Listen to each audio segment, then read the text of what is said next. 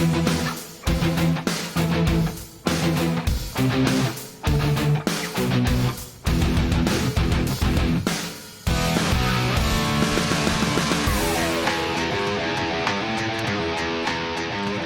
welcome to Wayzata High School, CCX Sports coverage of Minnesota high school baseball, the Tioga Lake Conference matchup. As the Hopkins Royals visit the Trojans of Wayzata, I'm Charlie Beatty. Drew Keogh along with me, and we are about to get this thing started. They're not wasting any time here at Wayzata High School, but these two teams, Hopkins 10-8, Wayzata 7-9. It's all about in this final week of the season, just trying to go in with momentum. Here's the Hopkins batting order. Catcher Kyle Chiriboga will lead it off. Bobby Wilson at third bats second. Tommy Auth, power hitting first baseman, batting third. Luis Felimovicius, the shortstop, batting cleanup. Luke Polyak is in right. He bats fifth. The DH Miles Halligan is batting sixth, DHing for the pitcher. Jake Perry in left, batting seventh. Batting eighth, Rafael Lewis, and Kyle Fiducia in center, batting ninth. And against Nick Kay, senior, coming in off his first win of the year and his best start of the year. In his last outing, it was against Eden Prairie. He went 7 innings, gave up 6 hits, 2 runs, both earned, walked 2, struck out 7. And as I said, got his first win of the season. And here's the Trojans defense behind him. Tom Groshala is his battery mate. Nick Krenke at first, Paul Gerard at second, Keegan Nickel at short, Sam Westermeyer at third, Adam Castle, Charles Engdahl, and Delaney Dahl are the outfield left to right. We managed to get you all the information we can get you before this game started. Not a lot of time between game and anthem, Drew. And again, these two teams coming in relatively similar records. Lake Conference, of course, always a tough conference. And just trying to get that momentum going before the section play starts next week. One bit of information that I want to include is it's a beautiful night here at in Plymouth at the Wayzata High School for this game between Hopkins and Wayzata. Early summer, late spring game between these conference rivals, and it's perfect weather. Weather is staying west or north, and I think we're good to go for a fun ball game here. Yeah, hot day, just a slight breeze. First pitch to Kyle Chiriboga, a strike from Kay, and the second one bounces to the backstop. 1 ball and 1 strike here in the early going. Wayzata, a team that started the year very slowly. They've been coming on lately, have won 6 of their last 9. Just 1 win before that stretch. Here's a slow roller up the first base line. Kay's going to field it himself, and he'll tag Chiriboga himself as well. So 1 unassisted on the first out of the game. Kay gets Chiriboga, and that'll bring up Bobby Wilson. Yeah, good mobility by Kay there to get off the mound and field that ball cleanly. If he would have let it go, it probably would have ended up a foul, but it gives the batter another chance to put the ball in play and get a base hit. But fielded it cleanly and reached out and got the runner before he got by him to get that first out of the inning here. Wilson wearing the number 24. Comes in hitting over 400 on the year. First pitch swinging, grounded to short. Chance for Keegan Nickel, who fires on target over to first. And just 4 pitches into this first inning. Kay's got 2 outs. Yeah, if you would drop a easy ground ball to shortstop, that's what you would picture. A couple hops to the shortstop, fielded it cleanly, got the ball over to first base to get that second out. Perfect throw to first base, didn't rush it, didn't throw it too hard, and easy play for the first baseman to corral that ball and get the second out of the inning. That'll bring up Tommy Auth. He takes one down and away.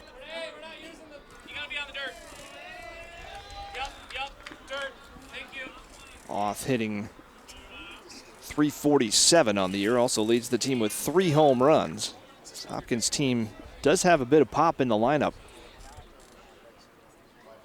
Been 5 days since the Royals last played. And that one is a strike.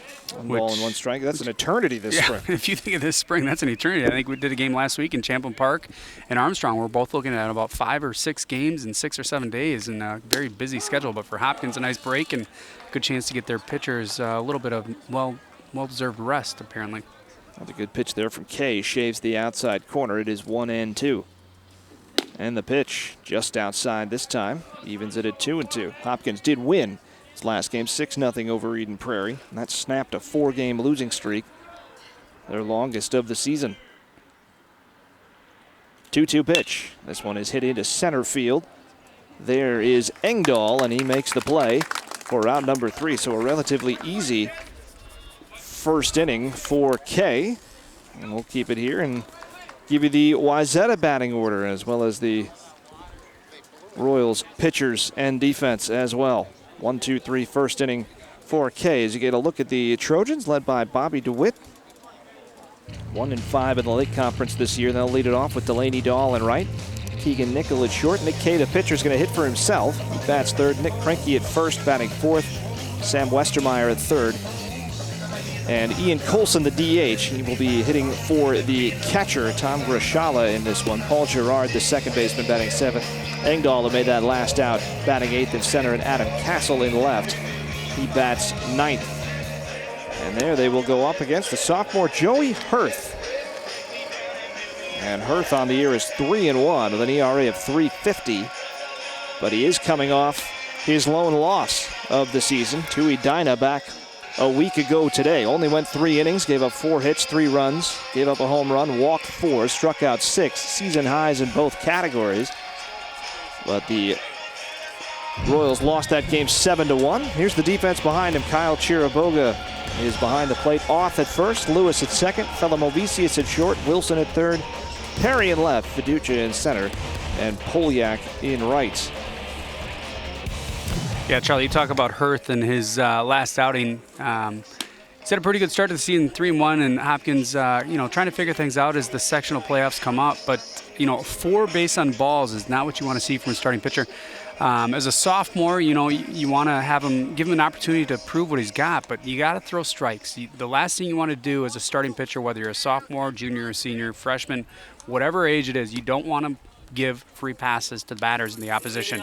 You want to throw strikes and make them put the ball in play, and you got to trust your defense. And at this level, in this part of the season, that's what you want to see Hurth do this afternoon against Wayzata. And the 4 walks, as I mentioned, a season high. Abnormal for him to do that. We'll see if he turns it around today after a week of rest. And Delaney Dahl, senior right fielder, steps in for Wayzata. Hurth has been clocked as high as 85 this season. That one had some pop on it, but it's high. 1 ball and no strikes. Wayzata has struggled to hit somewhat this year. Team average around 265, which is at higher levels of baseball, especially maybe in the majors. You would kill for a 265 average, but in high school, generally they're up quite a bit.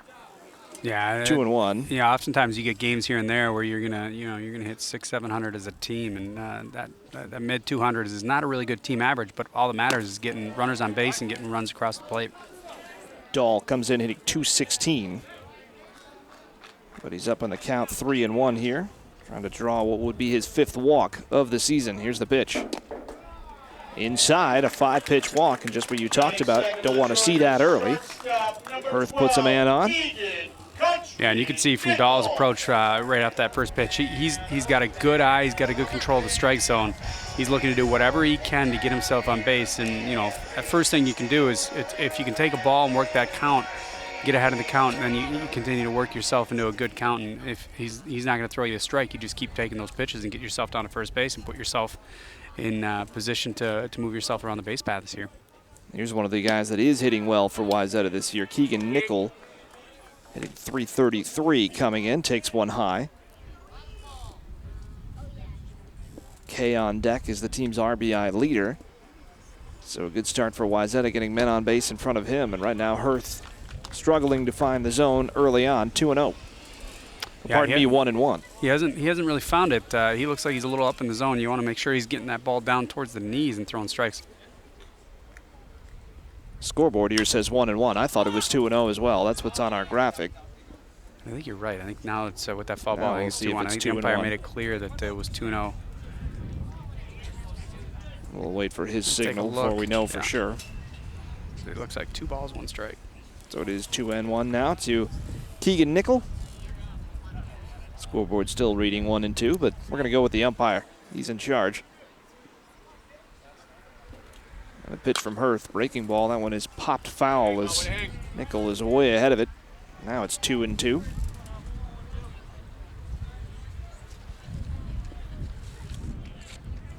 Fastball, changeup, curveball. Scouting report on Hurth from the Hopkins armada that is here. They've traveled well. Obviously not a very long trip. Full count.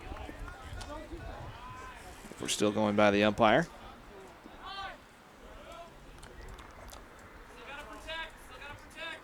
Nickel with Dahl at first. Pitch is popped up. This one might be playable. That's a long run, however. And scaling the fence was Luke Polyak. Good vertical. Put the ball out of play, and it stays 3-2. Yeah, good hustle to get over the fence. Not their home field, not their home turf. Doesn't know the ballpark too well, but hustled over there and located the fence and put himself in position to climb the fence and hopefully scale and catch that ball, but a little too far outside of the field of play. And we got another full count pitch here. Almost got a piece of the CCX truck. Now you get a look at Dahl leading off first. The pitch from Hurth, and this one is hit hard to center field. Kyle Fiducia waiting for it, and a good battle there by Hurth. Get that first out of the inning. The control maybe not where he wants it to be yet, but got the out. Still a man at first, and that'll bring up the other pitcher, Nick Kay. Yeah, nice job by Hurth there. He left a couple pitches early in the count up in the zone and fell behind, but worked himself back into the count and ended up getting a fly ball to straight away to center field to get that first out. Kay hitting .297. Mentioned he leads the team with 11 runs batted in. He's also one of 2 Trojans this year, along with Dahl, who's at first base right now, who have hit a home run. Righty-righty matchup. First pitch gets Kyle Chiriboga out of the crouch. Yeah, if you're Hurth, you want to make sure you start working that ball down in the zone. You don't want to leave it up, whether it's a curveball or fastball. You want to get it down towards the knees, just like that. Right on cue. You're right. 1-1 to Kay. Trying to help his own cause. Sorry, Drew. Charlie, you were talking about mid-80s, 85. He was clocked at 87, whatever it is, and it doesn't matter how hard you throw it. You want to locate it. I heard a story about Greg Maddux. He came into the league throwing the ball mid to upper 90s, and he figured he was going to wear himself out, so he started to drop the ball down towards the upper 80s and low 90s, and all he did was hit spots, and he ended up having a pretty decent career in the Major League Baseball. Hit the same spot every time. Down and away to right-handed hitters, right? Yeah, he was fascinating. And the thing that amazed me about him was, and so many other people, was he never really threw the ball that hard, and he didn't have too much movement. He just kept hitting spots, and whatever the count was, he could throw the ball wherever he wanted to. 3-1, now 3-2 as Kay fouls one back off the screen. Yeah, and that's, you see this kid for St. Louis, currently he's throwing the ball 105 a couple times in relief appearance, and it's great to see your pitcher throwing 105, but really what you want to see them do is hit spots when they need to in the game. Here's the payoff. Breaking ball got him looking. That one right over the inside corner. Kay thought it was ball 4 for a strikeout. Huge confidence builder there for Hurth. Throwing a 3-2 full count curveball, breaking ball over the plate and getting that strikeout. Caught the batter off guard, but huge confidence builder there. Great pitch. Looked a little, it looked a little bit inside, but I think the batter was crouching the plate, and I think it's a really good pitch, good call. That'll bring up the first baseman, Nick Krinke, who takes a strike, and you see it, gets the called third strike and starts the next batter out with strike 1. A lot of it comes down to confidence for pitching at this level. You want to get confidence in your breaking ball and your fastball so you can throw strikes and get those pitches across the plate and make the batter swing when they're not feeling comfortable about where the ball is going to be. Jake Perry finishes off the inning on the fly ball by Krinke. The leadoff walk, no damage done for Hurth, and after 1, no hits, and we're scoreless here from Wayzata on CCX Sports.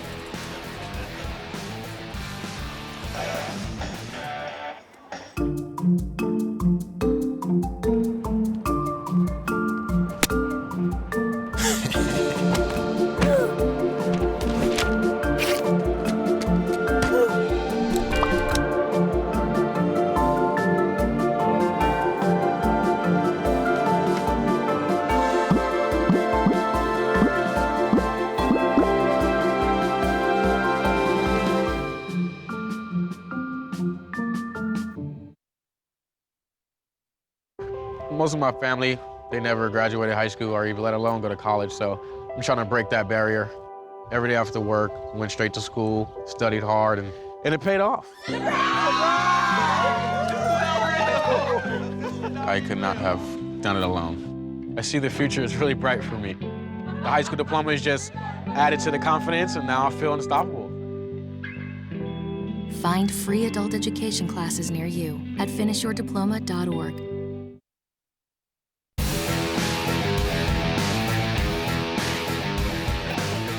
Scoreless into the second as you get a look at Nick Kay, the starter for Wayzata. Clean first inning for him. Low pitch count as well for a guy that is second on this Trojans team in innings pitched. If he keeps pitching like he did in the first, he'll pass his second baseman Paul Gerard, who came in 2 innings ahead of him. Very efficient first inning for sure. Luis Felimovicius, shortstop, takes a strike. 1 ball, 1 strike to him here on CCX Sports. Charlie Beatty, Drew Keough with you. Wouldn't want to be anywhere else on a day like today. Felimovicius maybe doesn't want to be anywhere near that pitch as it comes up and got just a piece of him, so he's hit by the pitch. Here's the replay. Where did that get him? Oh, right in the shoulder, just right in the shoulder.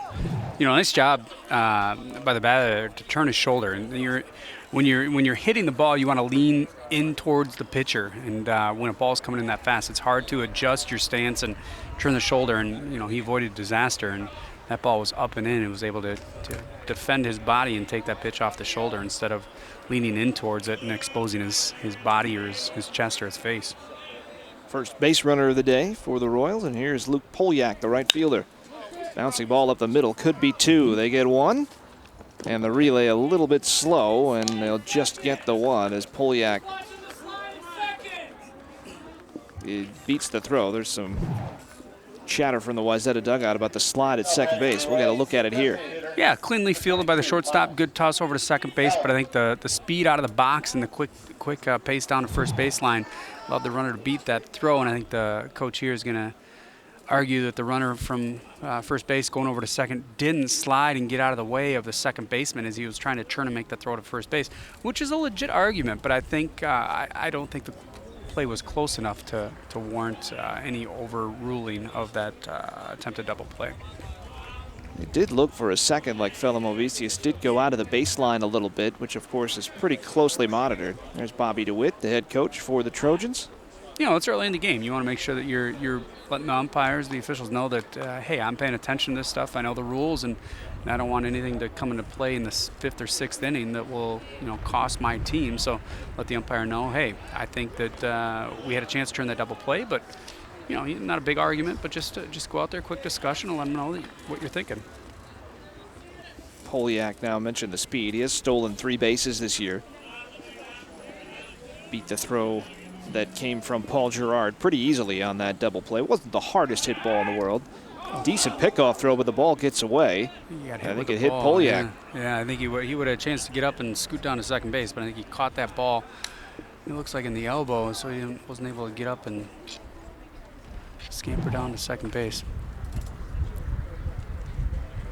Right into the runner. Yeah, I think he hit the runner. He was looked like he would have had a chance to get down to second base if that ball didn't hit him, but I think the ball hitting him really caused a little bit of delay of reaction, and he needs to be okay. Yeah, right on that right elbow. You can see it very well from that angle. That's a good shot. But he's back up. A little dustier than he was before, but ready to go. He's in the game. That's how you know you're in the game, when that jersey starts to look like it needs to go in the laundry. And here he is on his way to second base. The throw down, and they got him by about 4 feet. Excellent throw from Tom Groshala to Gerard. Caught stealing 2-4. And that's textbook execution from the catcher there to throw that ball down to second base. Didn't force the second baseman to move his glove. He put it right down where the slide is going to come in. Easy tag and easy way to get that second out of the inning and get that runner off the base paths here. 0-1 is the count as well on Miles Halligan, the DH. Now it is 0-2. It's kind of like pitching too. You can throw the ball as hard as you want, but if that ball's up or away from the second base, it's going to be a tougher play for the second baseman. He put it right where he needs to field it and got that second out, and of course puts his pitcher in position to get this third out. Good morning, good afternoon, good night to Halligan for Kay, and he faces the minimum despite hitting the first batter of the inning. And we're still looking for the game's first base hit. We're through an inning and a half, scoreless between Hopkins and Wayzata on CCX Sports. They said a bottle was just a bottle.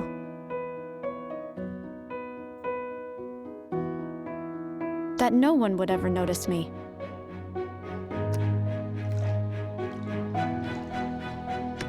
But I knew I could be more. That one day, I would make people smile.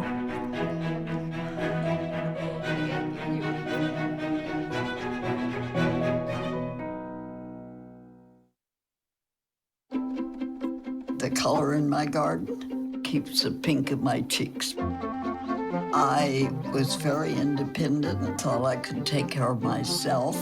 I fell and I had to have Meals on Wheels. They're my savior. My name is Lola Silvestri. America, let's do lunch. Drop off a hot meal and say hello. Volunteer by donating your lunch break at americaletsdolunch.org.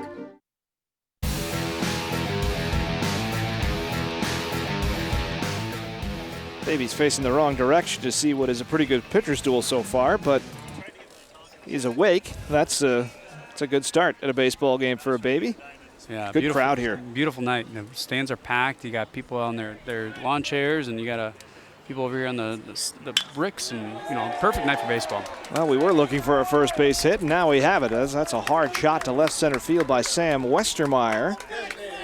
And Wayzata has the first base runner of the game. Westermeyer hasn't played a lot this year. In fact, during the intros, he was welcomed back. Pretty good swing on that one. Yeah, nice job letting that ball get deep into the box and turning on it. And he was able to still put it into left center field with a little power. Great swing. Just his second base hit of the year in 10 at-bats. Bouncer at the plate, and that one came up and caught Chiriboga. As Ian Colson, the DH, is batting for the catcher, Tom Grishala. Now ahead in the count.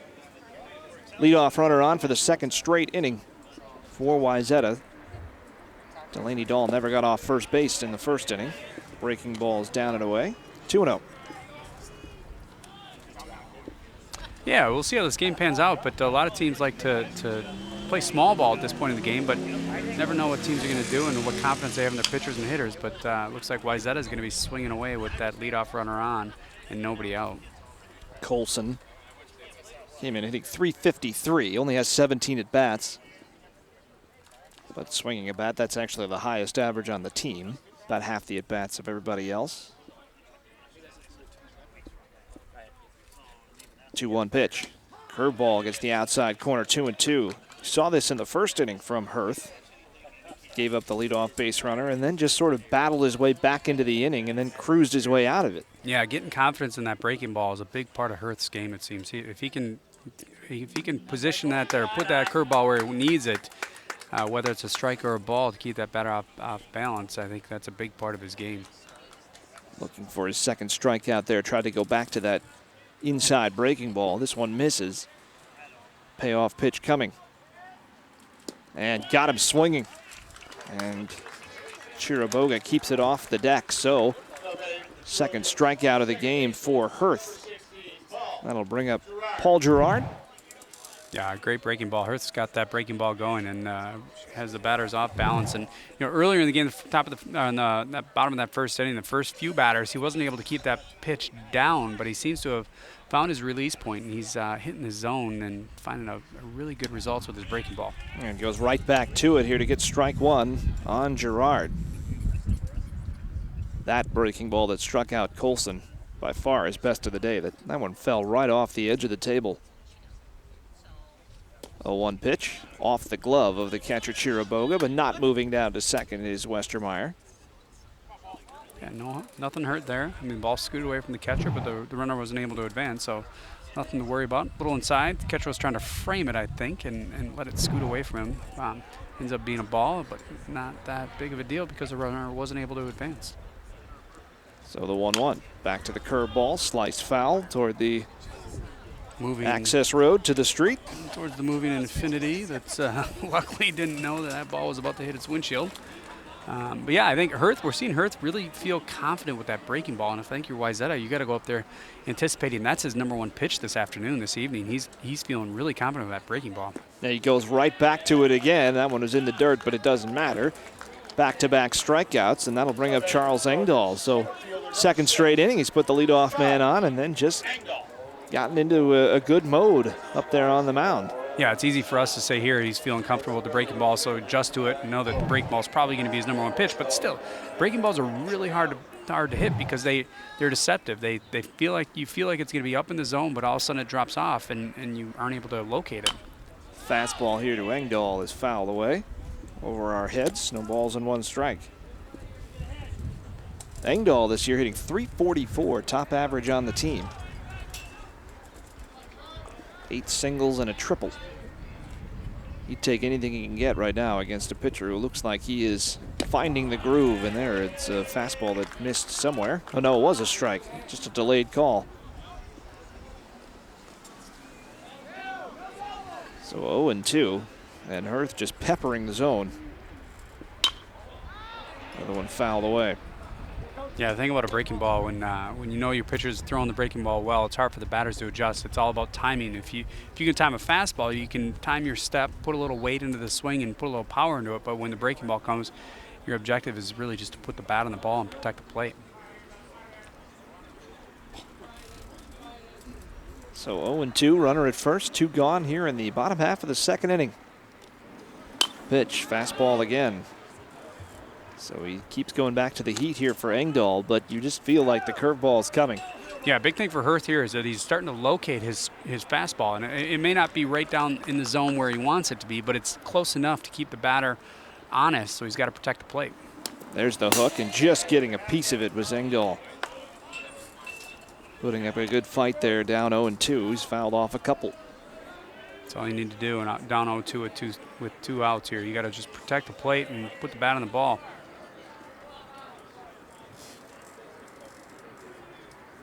Another curveball, grounded to third. Wilson on target across the diamond. Another leadoff base runner for Wayzata, and he never gets off first base. No runs, 1 hit, no errors, 1 left in that inning. To the third, still scoreless on CCX Sports.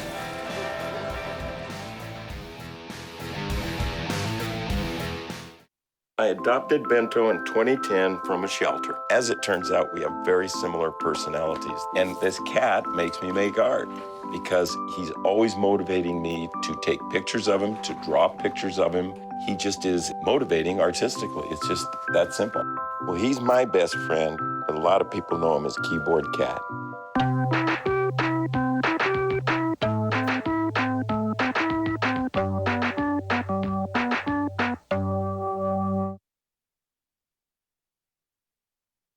I see you mobbing over her. Let's go. Let's mob. Let's crawl. Let's crawl. Let's crawl.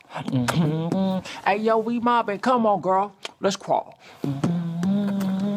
Hey, yo, let's crawl. Hey, yo, let's crawl. Hey, let's crawl. Hey, yo, let's crawl.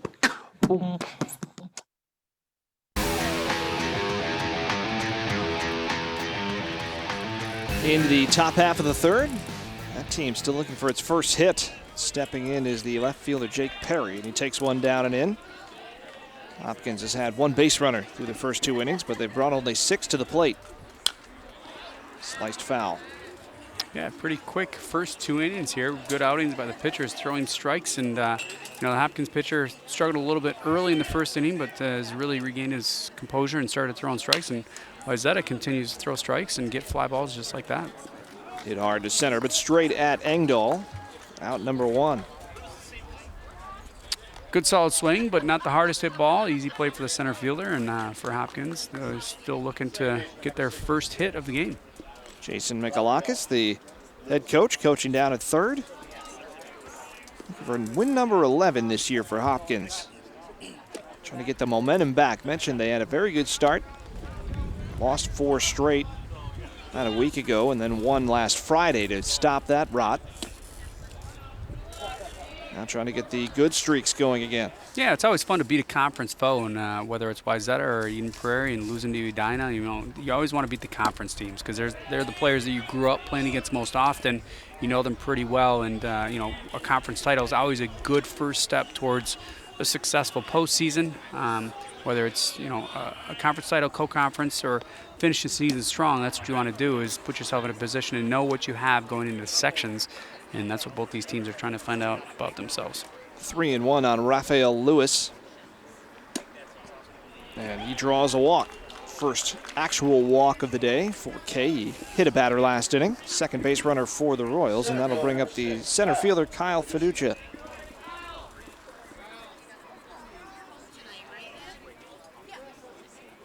A little mound maintenance going on here as well.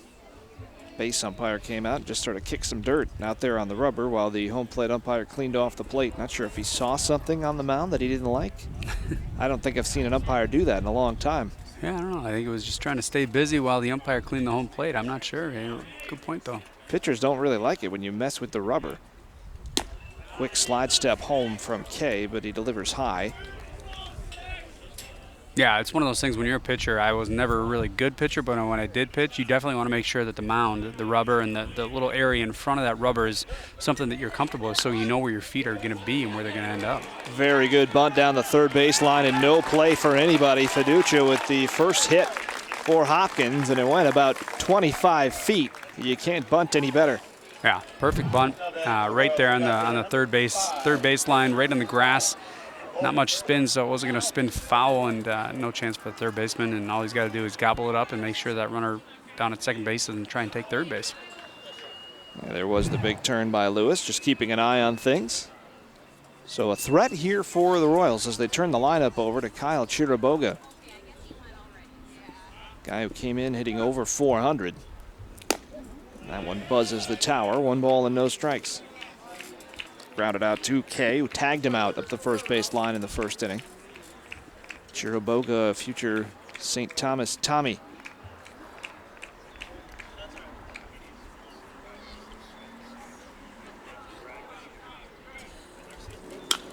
This one's popped up. Might be an infield fly rule situation here, and it is. It's caught anyway by Girard. Yeah, after that first pitch, I think you saw Kay take a little bit off. He wasn't trying to throw it too hard. He wanted to make sure that he threw a strike, and what he ended up doing was getting the batter to pop it up easily to second base and didn't put himself in a position to fall behind the count to 2-0. So here comes Bobby Wilson, who grounded out to short his first time up. RBI spot for a guy who's driven in 21 runs this year. That leads the team. First pitch. Up the middle, playable at short, and going the short way himself is Keegan Nickel to end the inning. So a couple base runners there for the Royals. The top of the order can't come through, and through 2.5. We are still scoreless here from Wayzata. Good game on CCX Sports.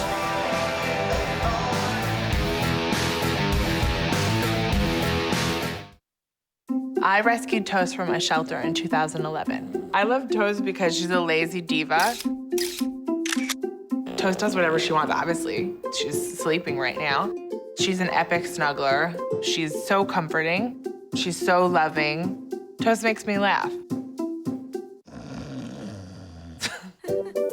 When I walked into the shelter, I knew right then that she was special.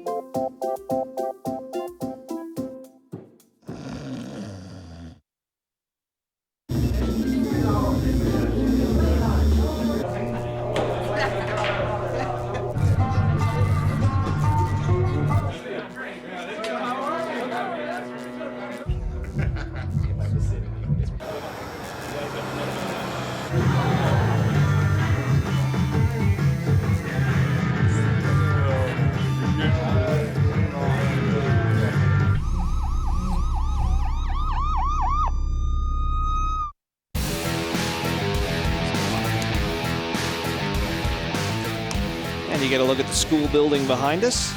You're going to have to widen out pretty far to get all of it. And one of the biggest school buildings here with just an impressive place. This whole facility just takes up so much room. You got the soccer fields, you got the tennis courts over there, you got the softball fields, you got the football field, you got this beautiful high school that they keep building around here, and it's just a great facility. And this baseball field's a nice little hidden little gem here in Plymouth. And there's the neighborhood across the street, just in the shadow of the school. Good start for him, Joey Hurth. His third inning of work, already 3 strikeouts. He has walked 1. He's given up 1 hit. One thing he has not done yet is retire the leadoff man. He'll try again with Adam Castle, the left fielder. Senior ahead in the count, 1-0. And this one is popped into center field. And playable for the charging Kyle Fiducia. Yeah, sounded good off the bat, but caught it right off the end of the bat, not in the sweet spot of the barrel there. Easy fly ball for the center fielder to track down and get that first out for Hopkins. I haven't swung an aluminum bat in quite some time, but I think they've taken some of the sting out of those end of the bat. Yeah, there was definitely debates, a while back about the velocity of the ball coming off the bat, because these kids are getting so big and strong, and they're able to hit the ball so hard that they want to protect the pitchers and the third baseman and the other players out there, that they took a little bit of the potency out of the bat. But these kids, when they square them up and they hit in the sweet spot, they can still hit that ball a long ways. You watch college baseball with the College World Series coming up. I mean, those kids, man, when they get a hold of it, it goes a mile. Delaney Dahl walked his first time up. Bouncer is second, comes up and eats up Rafael Lewis just a bit. It would have been a tough play anyway, but that'll go down as an error. And Dahl is aboard for the second time without a hit. Yeah, I think Lewis was caught in kind of an in-between zone. He was gonna try and scoot in front of it, but then he realized he needed to backhand it, and it ate him up. Took a couple hops, tried to feel it with his bare hand, but wasn't able to come up with it cleanly and allowed that runner to get on base. Starting to see why Dahl, even though he came in, as we mentioned, hitting only .216, his on-base percentage is now about pushing .340. Walks and gets on base and plays like that. Yeah, that's the important thing. And average is great, but the on-base percentage is really what tells the story. Whatever you can do to get yourself on base and get yourself in a position to score some runs for the team is the most important thing. Up and away to Nickel. Fly to center his first time up. So we've seen base runners the last couple innings.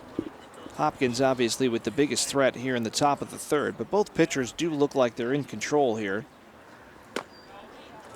Earth missing outside, 2-0.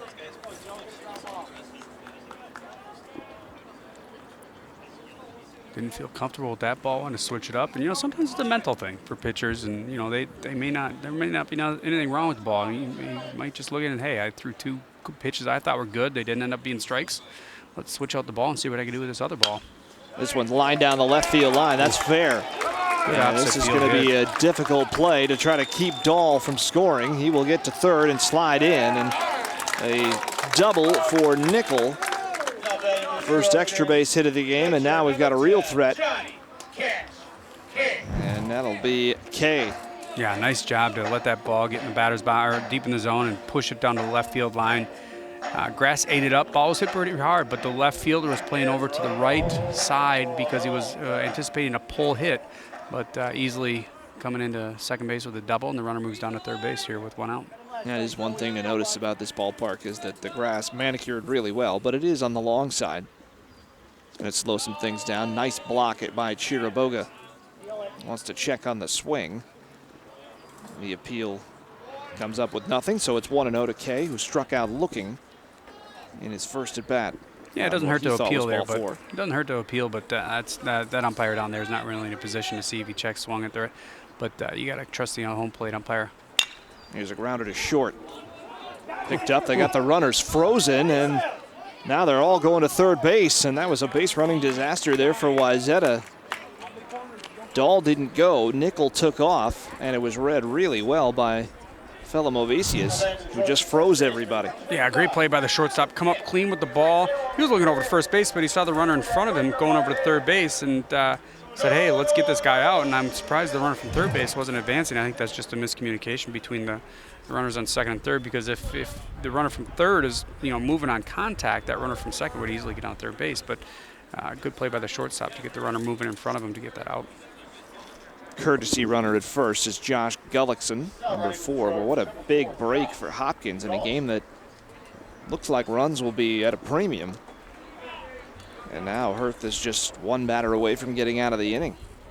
Yeah, I mean, that's a tough play. You would anticipate the runner from third base moving. If usually when the middle infielders are playing back, if the ball's hit not at the third baseman, they're moving on contact. But he didn't get a good read on that hit and stuck around third base and put his runner behind him in kind of in purgatory and ended up getting tagged out in the rundown.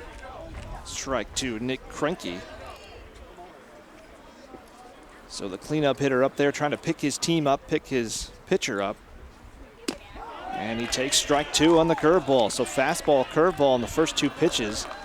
And he's got Krenke off balance. First time we've seen Hurth, but we're seeing a little bit of a killer instinct in these innings. He's got a chance to get out of it. He attacks. Curveball, and that one nearly hit Dahl down at third base in foul territory. You know, we talked a little bit earlier about if Hurth is feeling comfortable with the curveball, as Wayzata as a team, you have to go up there anticipating his number one is going to be the curveball. And you saw that with Cranky. He sat back, waited for that ball. He knew it was going to be, he anticipated being a curveball, and it had a good contact swing him just a little early. 0-2 pitch, and there it was. Way out in front of it was Cranky. And he strikes out, strikeout number 4, and Hopkins escapes here in the bottom half of the third thanks to the base running error. No runs on 2 hits, pardon me, 1 hit in that inning. 1 error, they leave 2 more on. We go to the 4th, still scoreless, CCX.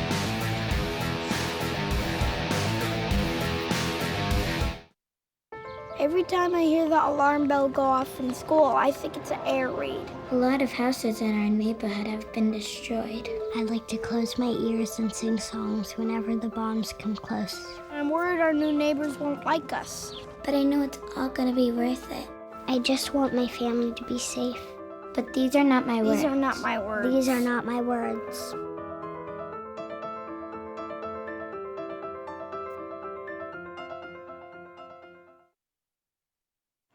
Did you know kids who play outdoors have healthier lungs? Totally. Did you know that boys that play with dolls make better husbands? My son has lots of dolls. But did you know terry cloth diapers breathe better? I did. It's totally true. Oh, yeah. Did you guys know statistically friendly kids have more friends? Yeah. That's obvious. Did you know most people think they're using the right car seat for their kid, but they're not? Parents who really know it all know for sure that their child is in the right seat. Visit safercar.gov/the right seat to make sure your child is protected. A lot of zeros on that board as we start the 4th inning. First pitch to Tommy Auth is up and in. 1 ball and no strikes. Only 3 hits shown, but what that does hide is that both pitchers have pitched out of a little bit of trouble in that third, especially Joey Hurth for Hopkins. Yeah, we had a couple walks, an error here, there, hit batter, but overall both pitchers having really strong outings. Auth hits one a mile high on the infield. Playable for Paul Gerard, and 1 gone here in the 4th. Yeah, easy play there for the second baseman. Not much wind. That ball, like you said, was hit very high, but straight at the second baseman, and not much wind to battle. So easy opportunity to camp under that ball and get that first out. Philomovicius nearly had his helmet taken off by 1 back in the 2nd inning. He was erased on a fielder's choice and takes a strike here. Involved in a very, very minor controversy on that play at second base. Bobby DeWitt thought he slid out of the base path. Nothing came of it, and it's 0-2 now here in the 4th inning on Philomovicius. I like how you say that. Philomovicius. Hey, he made it very clear to me before the game how to pronounce it. I'm going to get it right. Fouls one back to the screen. It looks like Philomovicius, and he literally said to me, "I'm not vicious. I'm not a vicious guy. It's Philomovicius." That's a direct quote. 0-2. Trying to be vicious at the plate right now, and he takes one outside, 1-2. Had a good season. 2 homers. He's driven in 11, hitting .357. 1-2 pitch is in the dirt, hits the plate. Trying to battle back in this at-bat against Senior K. He's done a nice job on the mound here for Wayzata.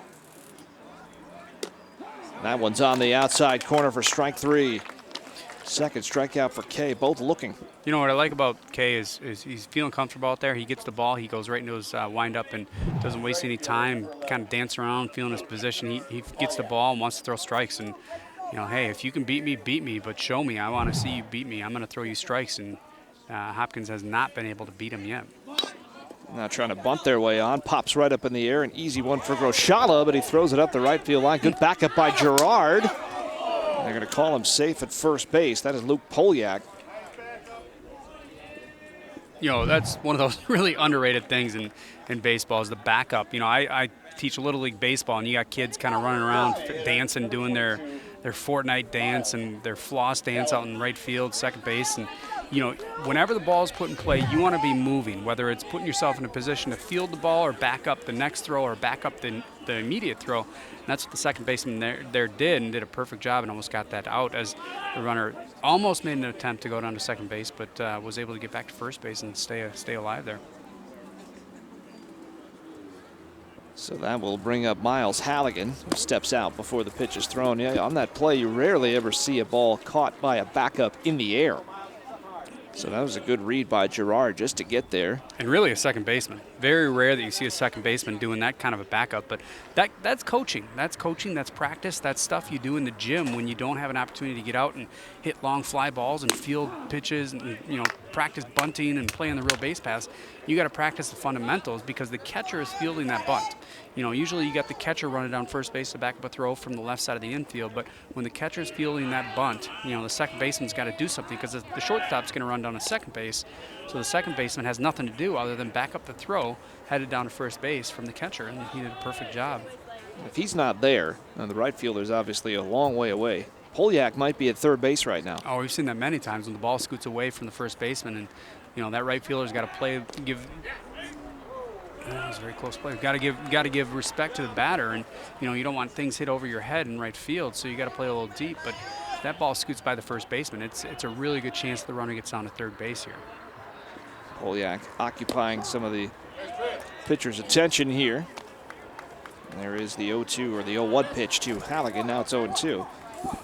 Mentioned Polyak does have some speed, and of course he was the one who was hit in the elbow by that pickoff throw and then was caught stealing in his last appearance on the base pass. Strike on the outside corner, swung through by Halligan, and that ends the inning. So the error by the catcher Groshala does not hurt the Trojans. We've played 3.5. Still all zeros here on CCX Sports.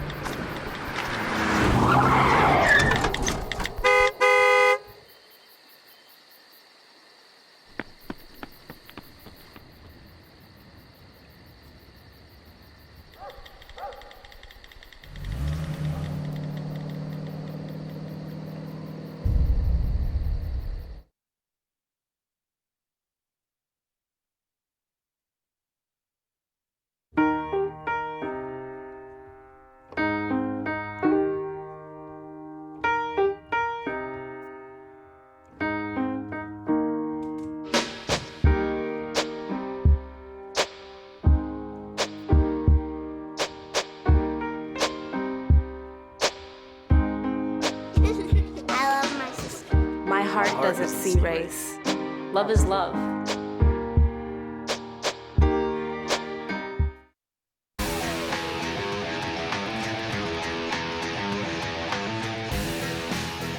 Bottom of the fourth here, scoreless from Wayzata. Nick Kay and Joey Hurth dueling here. And Sam Westermeyer, who led off the second inning with a single, will lead off here in the fourth for the Trojans, who have 2 hits. Hopkins with just the 1, each team with an error. We've had a few walks, we've had some hit batsmen, but really only one huge chance, and that was Wayzata last inning. Yeah, very clean, effective, efficient game from both teams. You know, a couple solid hit balls, but nothing put either team in too much danger. But we'll see what Wayzata can do here with the leadoff runner getting on base. Westermeyer mentioned he hasn't played in a while, but he has not missed a beat here. He has seen 2 pitches, and he's whacked both of them for singles. Yeah, we got a pinch runner here, and I would expect Wayzata to play a little small ball here, getting the leadoff runner with nobody out. 0-0 game, both pitchers throwing really well, so you want to do whatever you can to get that first run across the plate so you put yourself in a position to own the strategy moving forward. Josh Gullickson is the pinch runner. He was a courtesy runner last inning.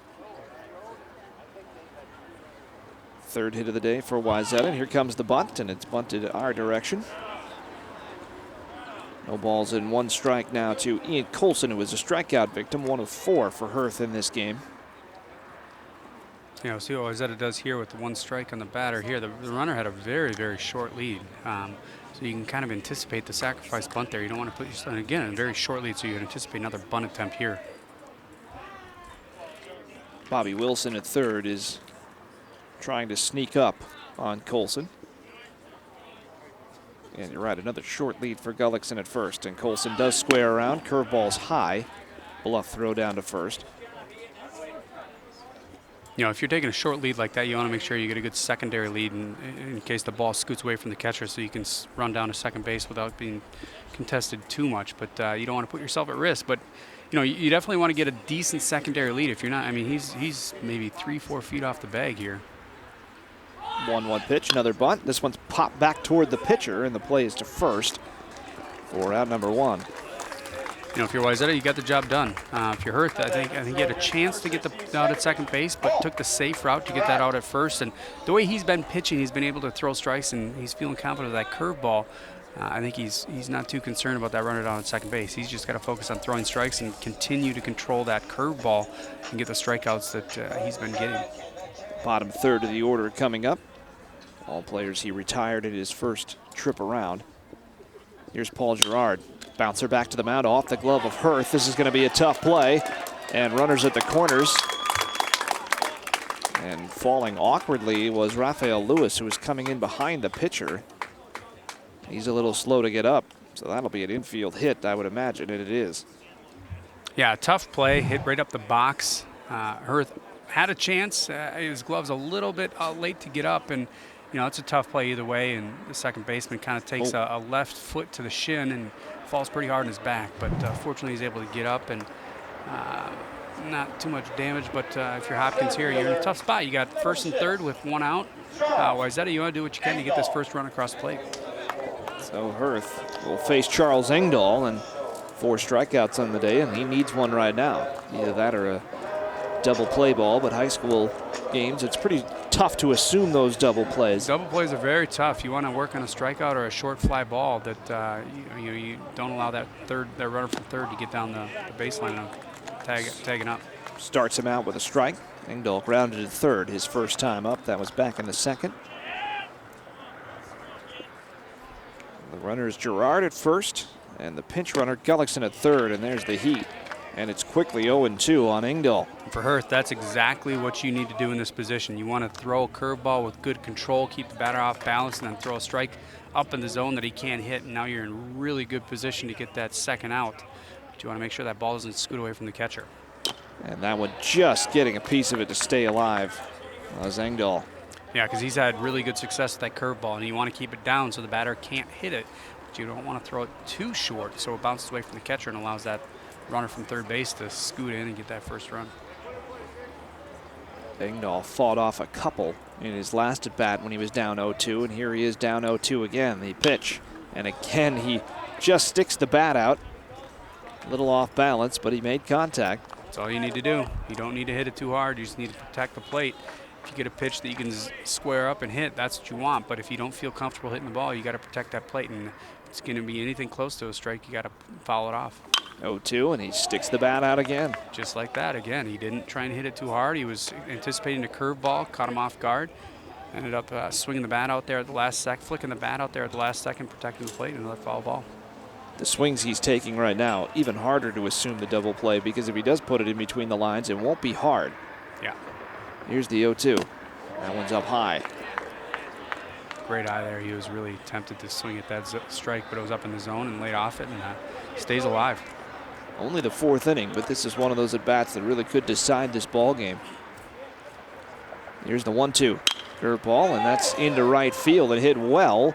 Chasing it back is Polyak. He makes the catch, but that's going to get the job done. The run will score as Gullickson trots home, and Engdahl battles his way to an RBI sac fly. Great at bat by Engdahl there. You know, we talked about it earlier that Hurth was throwing this curveball pretty well. You got to anticipate that his number 1 pitch, and that's what he did there. Is he waited on it, knew it was coming, didn't try and hit it out of the park, but it squared it up, put it out deep into right field, far enough out that the runner from third was easily able to come in and score that first run. So a big first run for Wayzata, and congratulations for Engdahl in the dugout, and he certainly deserves them. Yeah, falling behind in that count early in the count, or early in the bat, falling off a couple tough pitches, and did a good job to put that fly ball out into right field. Now 2 outs in the inning, and Adam Castle batting for the second consecutive frame, flied out to center, leading off the third. Looking for some insurance now, and takes one down low. Runner at first is Girard. He had the infield single. And that play looms large. Hurth is able to glove that. This inning is over, scoreless. Strike one. Just one of those many fine lines in any baseball game between the result going one way or the other way. Strike two, another good curveball. Yeah, and if you're Hurth, you still got to be confident and comfortable with what you're doing. You know, tough start to the inning. You've only given up one run, but you're still throwing that curveball very well and keeping your team in the game here. A 1-2 pitch hit hard at second base. Nice play by Lewis. Had to reach back a little bit to grab that one. Flips the short way to end the inning. But Wayzata gets one. They strike first on the RBI sacrifice fly by Charles Engdahl. And after 4, Trojans lead at 1-0 on CCX Sports.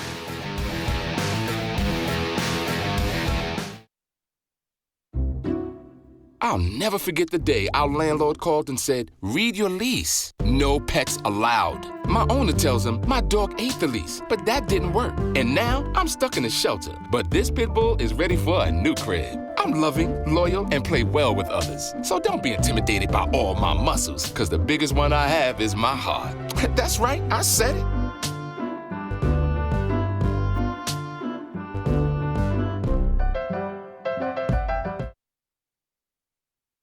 Hey, did you know 2.4 million loving cats and dogs in shelters and rescues need our help to find a home? Let's go to theshelterpetproject.org and meet a few who are in a shelter near you. Harlow, oh, she's one great listener who loves to hear all your stories. My kind of cat. Cerulo is a sweet, goofy boy who's eager to please. Sounds just like another dog I know. So go to theshelterpetproject.org, search your local shelters and rescues, and go for a cuddle with your next best friend. Adopt.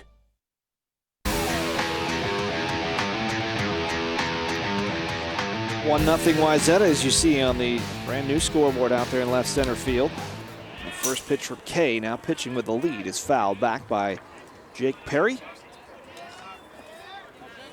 Yeah, nice facility here. They got a nice PA system. They got announcers announcing the batters. They got a little walk-up song for each batter. I think I've heard some good songs, The Who, and you know, I was asking Wilcox last week what his songs were. I think he was leaning towards Post Malone or A$AP Rocky or A$AP Ferg. I can't remember which one it was, but it's fun to see batters come up with their songs playing, whether it's their song or a song. It really keeps the crowd engaged, and you know, they don't get bored, distracted. It's fun to have a good PA system, a good scoreboard, so people know what's going on. And you know, because we got all these cameras, we got replays, we got graphics, we got a full truck of people.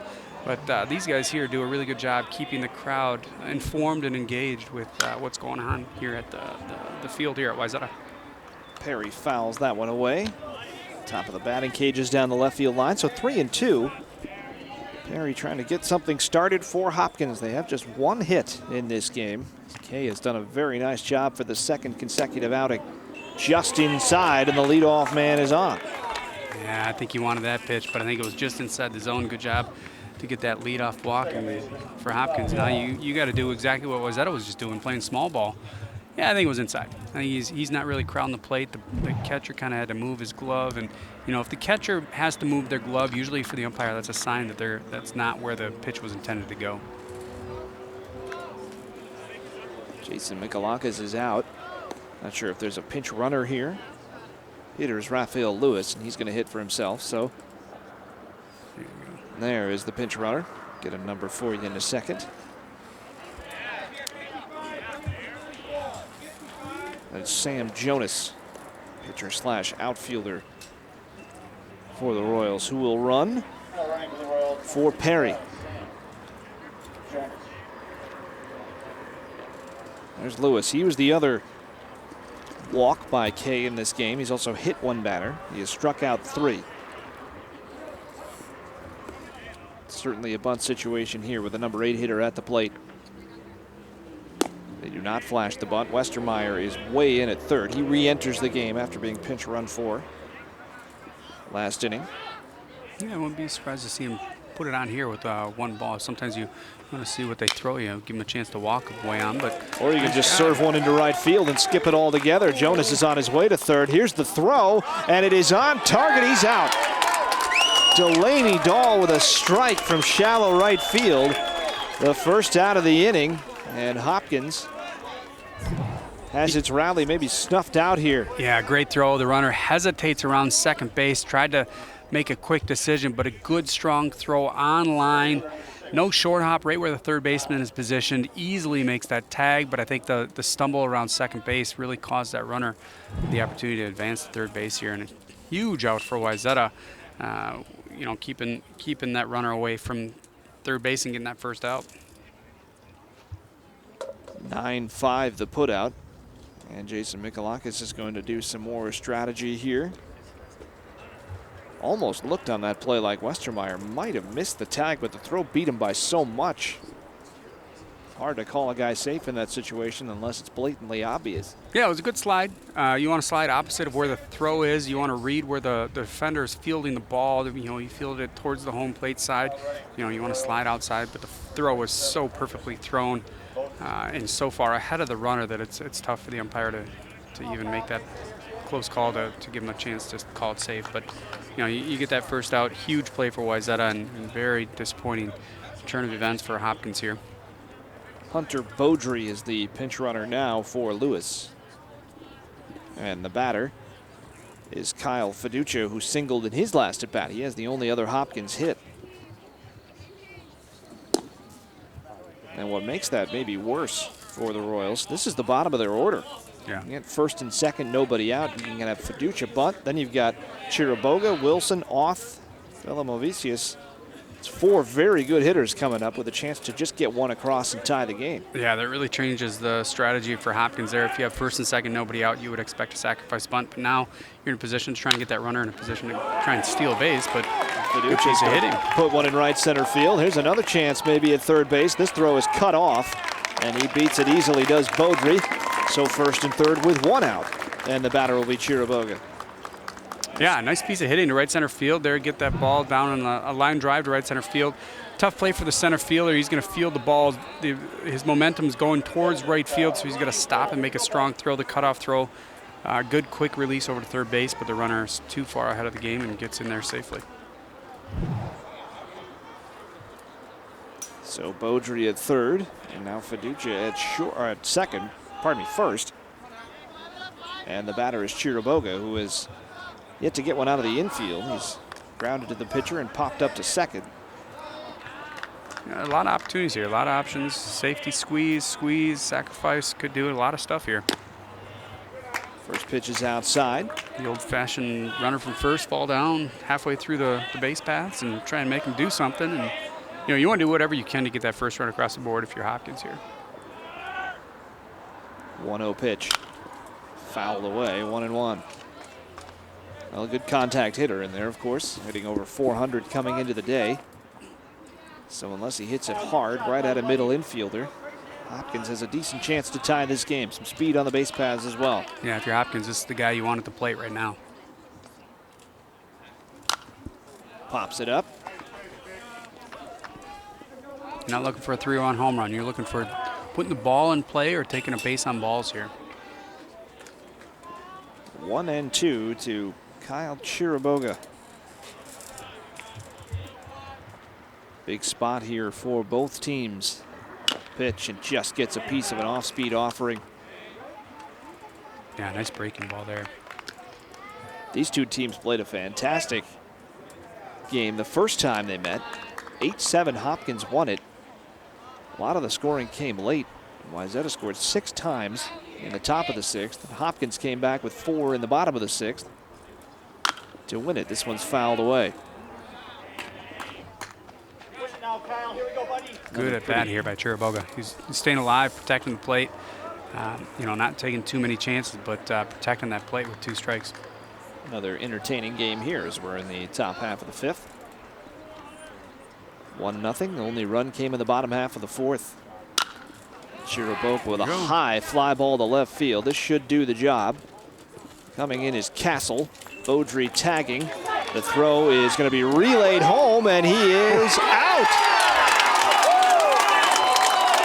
2 players gunned down from the outfield here in the 5th, and Hopkins is still off the board. Wow, great fielding. Great relay, great 2 consecutive throws on target. Great play, Wayzata. Great job to get out of that jam there. I mean, look at this, quick. You know, he puts himself in position, gets his momentum going towards the plate, hits the cutoff man perfectly. Great job by the runner to leave right as the ball was caught, but perfect throw to the catcher. Again, putting it right on target so the catcher doesn't have to move. See it there, clearly out. The catch and the tag all in one motion. And what a job to hold on to the ball by Tom Grishala. And Hopkins is kept off the board. They lose a runner at third and a runner at home in the 5th, and they're still trailing 1-0 on CCX Sports.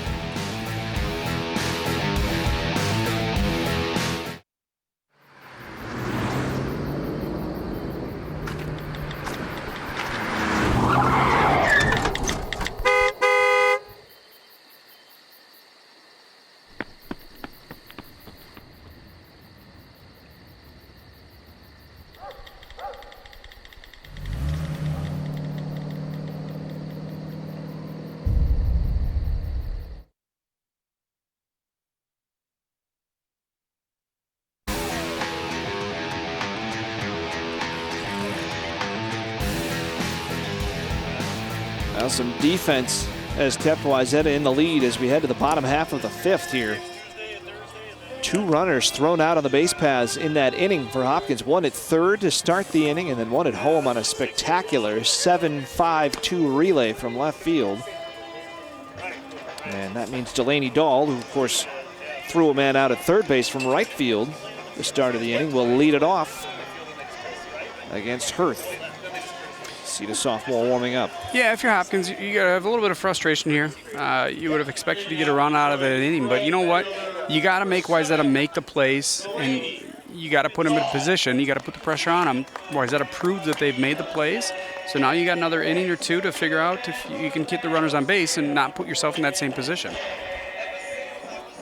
Top of the order for the Trojans, looking for their 8th win of the season. They still have a chance to finish 500. They play today, they play tomorrow against Maple Grove. Hopkins with 1 game after this as well, so they also have a chance to finish 500, but that would be going the wrong direction for them. They're 10-8 coming in. They will play at Minnetonka on Friday. And section play starts next week. Keep an eye on the CCX schedule. There will likely be games.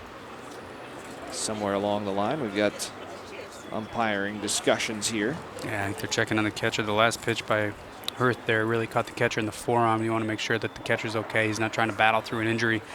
You know, sometimes these players want to play so much that they don't want to let coaches know that they're injured. But he took a short hopper there in the last warm-up pitch right in his the middle part of his forearm. He'll probably leave a bruise there tomorrow, but you know, he wants to play the game, so let him in. That would be a big loss if he had to leave. That's Chiriboga. Of course, thought he had an RBI sacrifice fly there at the end of that inning. Wayzata with the defense proved otherwise.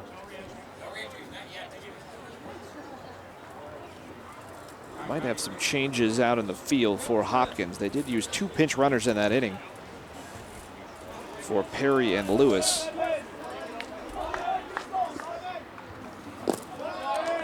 First pitch down low to Dahl. 1 ball and no strikes. We'll keep an eye on left field and second base right now and who's at which spot. I believe it's Jonas at second and Beaudry in left. This one's into right. Shallowly hit, but Poliak with plenty of time to come in and make the catch. Actually, pardon me, that's Beaudry in right. So Poliak, I believe, has moved over to left. And Jonas at second base. Yeah, easy fly ball to the right fielder to can of corn, not hit that hard, up in the air, doesn't hit the battle of the sun, sun's at his back. Easily gets that first out of the inning here.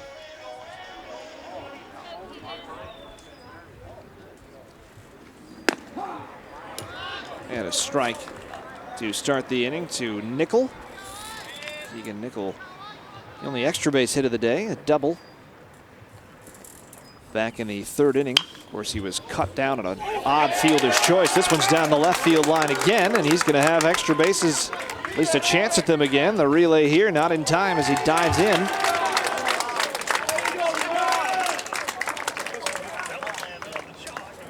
Yeah, that was very close to a foul ball, but I think it hit the chalk. Umpire called it fair, and good hustle out of the box enabled him to get down to second base. Yeah, you can see the chalk fly up there. easy for the umpire to call it a fair ball, and nice head first slide to get that double here. Even more defensive changes than I thought for Hopkins. That's Kyle Fiducia at second base. Means Poliak is actually in center field. Jonas is in left. Beaudry's in right, so a whole new outfield. And a new second baseman as well. There's a strike to Kay. Struck out looking and bounced into that fielder's choice that was the 6 unassisted play that Bizarre won back in the 3rd inning. With Nickel at second, he's at second again. Down low, 1-1. You know, I think we're seeing Wayzata feel a little more comfortable with that curveball that Hurt's been throwing. They're able to time it. They've seen it a few times. They know that's a pitch he's going to this afternoon, this evening, and they're sitting back and waiting for it. So I think it would be interesting to see if Hurth is able to adjust and start throwing that strike or that fastball for strikes instead of depending so much on the curveball, which he's done the first few innings here. Hopkins is getting some action in the bullpen. Here's a high chopper to short. Tough play, a high throw. Goes into the dugout, and that's going to be another run. Well, fellow Movesius had to charge that one and maybe had to rush the throw a bit. And Nickel, some tough base running in the 3rd inning. Some good base running there. He comes home. Yeah, a nice couple cherry hops to the shortstop. I think he ended up rushing the throw over to first base, ended up throwing it high. Gets by the first baseman, enables the runner to get head down to second base, and the runner from 3rd base to come in and score that 2nd run of the game for Wayzata. Another courtesy runner. There's Turner McIntosh, who will run for K. So 2-0 Trojans. Only 1 out here in the 5th. Chance to add on a little bit. Nick Krenke will be the next hitter. And after him, Sam Westermeyer, who's 2 for 2.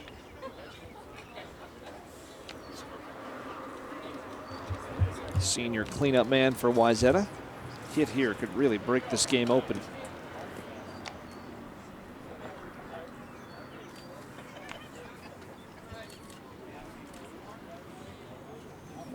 In the dirt, nice backhand pick. 1 ball, no strikes. Yeah, and if you're Hurth, you want to make sure you keep throwing strikes. You got to have trust in your defense. You can only control what you can control.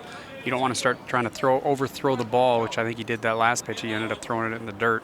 Fall back on what you've been doing this afternoon and throw strikes.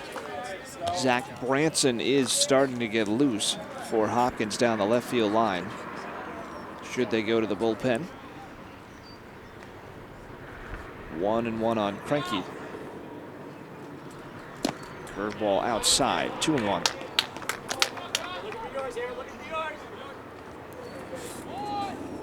And the run in this inning for now is unearned.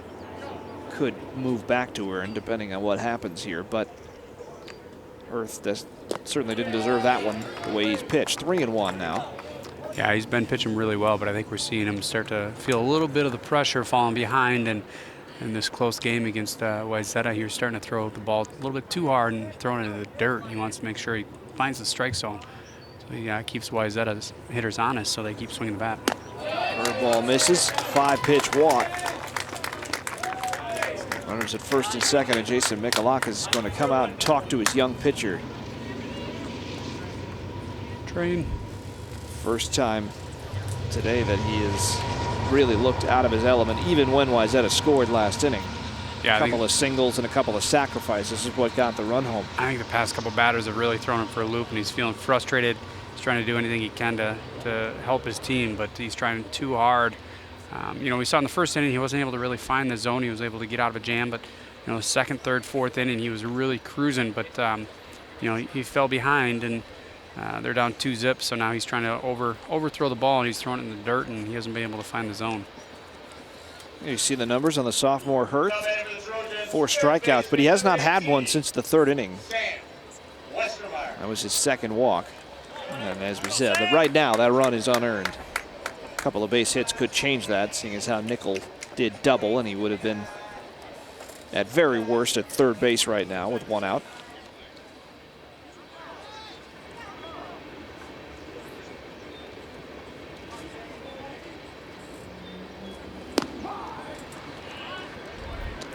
A strike to Westermeyer. What Coach did there is just came out and talked him down. Said, hey, throw strikes. Don't throw too hard. Throw strikes. And that's what we saw there. He didn't throw the hardest ball of the night, but he threw it in the zone and got a strike. Breaking ball outside, 1-1. And again, missed the zone there, 1-1, but still a good curveball, kept the batter on his toes, and easily could have been called a strike or had the batter swinging in. Would have been a tough pitch to hit. 1 out in the inning. That was the leadoff man, Dahl. Big secondary leads, and there's Westermeyer with another base hit. He's 3 for 3. Runner's going to come home as the throw to the plate is in time, and he's out. And now a chance to get a man at third, and he's out by a mile. So what started as a base hit becomes a double play, and Hopkins escapes. Great play by Hopkins. Good job throwing the ball around, paying attention. Don't just sit and hang your hat on that first out at home plate. Good job of hitting the ball to right center field, sitting back on that curveball. Good solid throw from the right fielder, good cutoff, good relay, solid throw to the catcher. Good job by the catcher to get that out, pay attention, throw the ball on third base to get that third out of the inning. Just your standard 9-2-5 double play, and we go to the 6th. 2-0 Trojans on CCX Sports.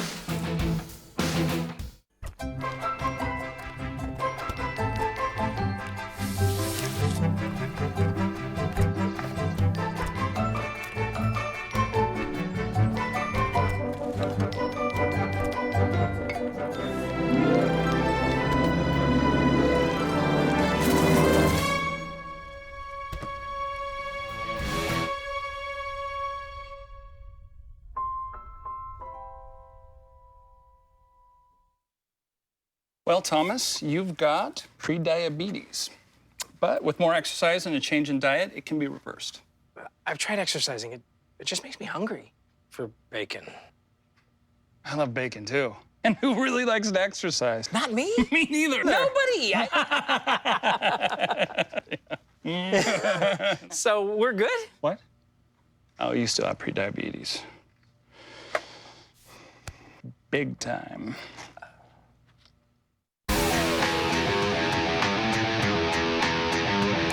What a beautiful shot that was. Somehow this game is still 2-0 as we head to the top half of the 6th. Perfect night here in Plymouth. Good game, quickly moving. Good job from both these pitchers. Throwing strikes, good breaking balls, hitting the zone with their fastballs. Both teams kind of have run themselves out of a rally in the past couple innings. Deep play at short, and that gets under the glove of Keegan Nickel. I don't think you would have had a chance to get Wilson at first base anyway. Yeah, that's going to be scored, a base hit. Scoots under his glove, but even if he does come up with it, I don't think he has a chance to get the run out at first base. He's moving deep into the hole, and nothing he can do. So it doesn't really matter if he comes up with a clean or the left fielder ends up fielding the ball. So now you bring up Tommy Auth, and if there's one guy who could tie this game with one swing of the bat, he's probably it. 3 home runs this year. And he represents the tying run right now. Kay's gotten him twice and delivers a strike on the inside corner. Fly to center and hit a towering pop-up to the second baseman, Paul Gerard, in his last at-bat in the 4th. 0-1 pitch, fastball up high. Yeah, if you're out here, you just want to square that ball up. You don't. Home run would be great, tie the game, obviously, but you want to square the ball up, hit it as hard as you can, and see what happens. Strike 2, 1-2. Kay was also ahead of Wilson, 0-2 before giving up the base hit. 4 hits today for Hopkins. Auth a little upset himself there. That was a perfect pitch to swing at, but he wasn't prepared for it, so he took it as a strike. There's the pitch, another one called right down the middle. And that is strikeout number 4 for Kay, and a big one here to get the first out in the 6th. Yeah, nice job of pitching there. A couple of fastballs right on the zone, right on the outside, right on the corner, getting that strikeout to get that first out. So Felimovicius, who had a throwing error last inning that cost Hopkins a run. Now by our calculus, and you really had to work at it, we've figured out that run now back to an earned run. I trust you on that. I trust you. I don't trust myself, but I tried to figure it out. We'll go with it. Either way, Luis with a chance at redemption here, and he takes the fastball up high. He has yet to put one in play. He's been hit by a pitch and struck out looking.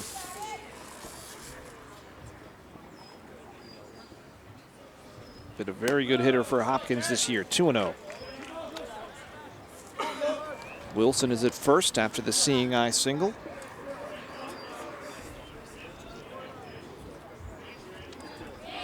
important here for Kay to get a strike. You don't want to fall behind 3-0. The runner on first, up 2-0, up 2-0 in this game. This part of this game up. Bounces it in the dirt. Good block by Grishala. Yeah, you don't want to see yourself lose control of this part of the game. You want to be able to complete the game, put yourself in a position to get a complete game. But you know, falling behind 3-0 here is a tough spot. And that one is on the inside corner. Filomovicius trying to sell it a little. 3-1, taking all the way there, the Hopkins shortstop. That one's definitely out of the zone, and he does walk. So now first and second, the tying run is aboard for Luke Polyak, who has reached twice but does not have a base hit yet. Yeah, it's the first time this evening we've seen Kay kind of back-to-back, you know, got early in the inning, kind of lose control, not really throw strikes. Hopkins has usually put the ball in play when they get runners on base, and you know, a walk here up 2-0 is not what you want to do to move that runner down to second base and put 2 runners on this late in the game. 3 walks for Kay. He's also hit 1. Struck out 4 as well, including 1 in this inning. Full conference at the mound. And there is the shortstop, Luis Filomovicius. Yeah, you're Wayzata. You just want to make sure everybody's on the same page. You know where you're at in the order for Hopkins. They're at a good spot in their order. They got their cleanup hitter coming up, the key hitters coming up. So anticipate the ball to be hit pretty hard, assuming your pitcher's going to throw strikes, and that's the objective here for Kay, is to throw strikes, get back on line and throw strikes so these Hopkins hitters can put the ball in play and trust your defense. But for Hopkins, you know, you got to look for a pitch to dry, put it in a gap. Obviously, like I said earlier, home run's always what you want to do. Home run's great, but that doesn't happen that often. Your objective is to square that ball up and hit it as hard as you can on a straight line and see what happens. Mentioned Hopkins does have some power this year. Polyak does not have one. He takes a strike. Yeah, you said it. Base hit is all you need right now. Just 1 ball in play in this inning. That was the leadoff single by Wilson. Strikeout and a walk since then. 2 runners on. And there's strike 2. So Kay, after the meeting on the mound, just pounces right back. Yeah, I think they just said, hey, throw strikes. Yeah, you got a good defense behind you. Hopkins hasn't really hit the ball too hard this afternoon. They're not getting a good read on your pitches, so throw strikes. Here's the 0-2. And Polyak fights it off. Not the prettiest of swings, but I think he was anticipating a breaking ball, but he got a fastball and was able to follow it off and stay alive here. Some more late drama between these two teams. I already told you about the 10 runs that were scored in the 6th inning between these two when they played at Hopkins. 1-2 now as that one misses down and away. Good miss by Kay, just outside of the zone at the knees. Kept the batter honest on his toes, so it kind of stretches out the zone here, and now he can kind of come back with the breaking ball or work up and in the zone. 1-2 pitch, well out of the zone, but he swings and misses. Now the runner trying to take third, and you got to get there, but he does. That's a strikeout of Polyak. Down to third goes Wilson. Yeah, good heads up running there by the runner at second base to get down to third base. Kind of surprised the runner behind him didn't advance to second, but maybe he didn't have a good read and wasn't trying to put himself in danger. But good job by Kay there. Good strong breaking ball in the dirt. Kept the batter, really didn't give him a chance to put that ball in play to get the second out. So here's Miles Halligan, who has struck out twice. Has a chance to make his mark on this game, and he's a guy who does have some pop. A couple of home runs on the year. An extra base hit right now would really be enough, you would think, if they could find one. Down low and away, 1-0.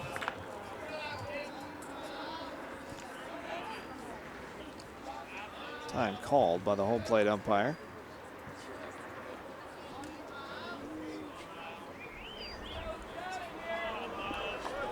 I'm not sure what that was exactly about. Sure why. I think what he was doing was marking the front of the batter's box, because it looks like the batter's kind of far up in the box, making sure he's aware of when you step, you need to stay inside that box, because I think the batter, what he's doing is trying to stay up on the plate so he can get ahead of that breaking ball. Redrawing lines in the dirt, I guess. Yeah. 2-0 here on Halligan. There's a strike, 2-1. Good strong fastball there by Kay. After this inning, we're going to see some highlights about how we got here. Hopkins right now trying to add to that package. 2 outs, 2 runners on here in the 6th. The pitch from Kay, up and away, 3-1.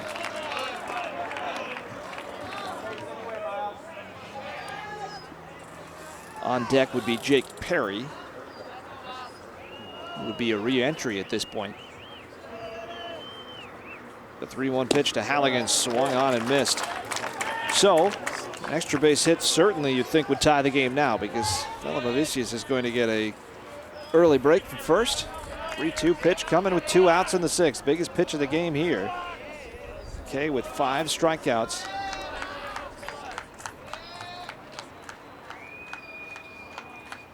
Long look in at home, and time is called, and he threw it right down the middle, of course. So I'll have to do that again. That was a good game of cat and mouse there. I think he was just waiting for the batter to call time, and he was going to throw it to see if he was going to get time granted by the umpire. Yeah, that's a good, smart little play. I haven't really seen that before, but as a pitcher, if you can get that batter to call for time, his hands off the bat, and if the umpire didn't grant it, you throw a strike right down the plate. So here it is again, and he struck him out swinging. Kay strikes out the side, sandwiched around a single and a walk, and he keeps Hopkins off the boards. It is still 2-0 Trojans. So we go to the bottom of the 6th, and let's see how we got to this point. It's been a lot of twists and turns in this game, a lot of them on the field, or in the field, I should say. Some early highlights. How about Sam Westermeyer? 3 for 3 today. Scored the game's first run, but how about the defense? Here's some of it right here. That killed a Hopkins rally. Yeah, both teams have really put themselves in position. 2 doubles. Both teams have really had a chance to score runs, but good defense, and both teams have actually run themselves out of a chance to really break this game open if you're Wayzata, but fortunately they're up 2-0, and great defense on that. They got the tag up, and then was able to get out of the inning. Of course, this is what led to the run here. That is not an example of some of that good defense, but how about this one? Quick relay. It's underrated. You got to throw it to the cutoff man. Good cutoff throw. The catcher. Heads up play by the catcher to throw it down to third base. And I said it was 9-2-5. It's actually 9-3-2-5 because Tommy Oth relayed it. So just add that on.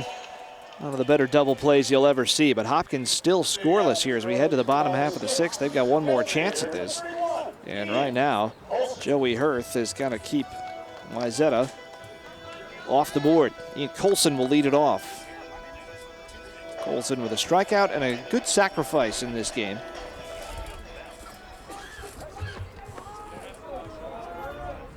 First pitch from Hurth, swung on and missed. No runs, 4 hits, 2 errors for Hopkins. 2 runs on 6 hits and an error for Wayzata. This one is poked into shallow left. This is going to be a long run. And making the catch, I believe that's Perry back out there in left field, and it is. Yeah, nice play by the left fielder to get a good read on the ball. I think he realized that the batter didn't really make solid contact, popped it up, and ended up swinging the bat with one hand because he was caught off balance, and got a good first step and ran in and fielded that ball in front of him to get that first out. Now Paul Gerard. He takes a strike. Gerard with a strikeout and a single. That was a key at bat back in the 4th inning. Got the runner over to third. That allowed the pinch runner Gullickson to score. Now he's behind 0-2.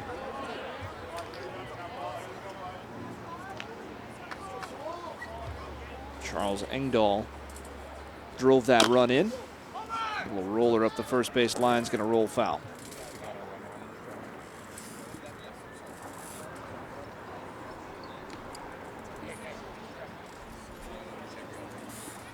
Engdahl Gerard is 1 for 2. We'll get to Engdahl when he gets up there. 0-2 pitch. Bouncer to the left side for Wilson. A low throw, and Off couldn't pick it up. Imagine that will go down as an E3. Didn't look like it hit the dirt. Yeah, tough break. I think he was caught in between and how he wanted to position his glove, and it caught him right in the heel of the glove, and that ball popped out of his glove and wasn't able to receive that throw from the third baseman to get that out. He catches him right in the heel and pops right out. Going to see another pinch runner. Max McAfee will do the running for Girard.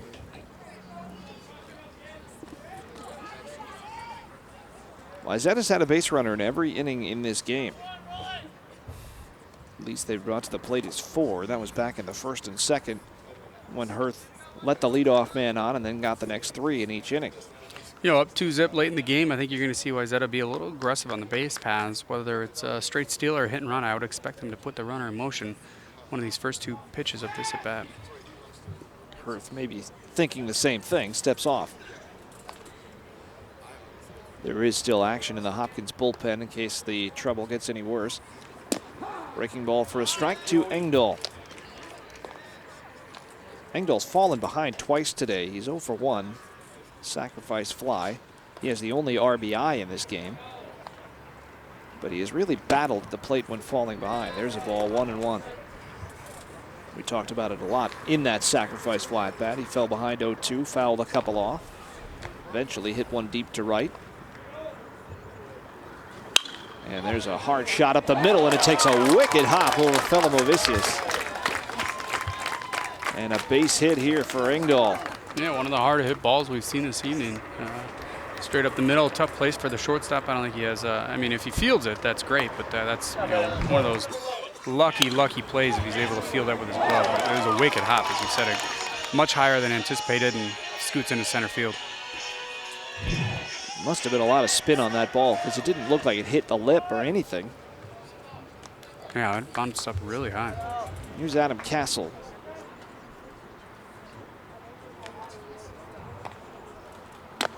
Up over his head. 1 ball and no strikes. Castle flied to center in the 3rd. Bounced into a 4-6 fielder's choice to end the 4th.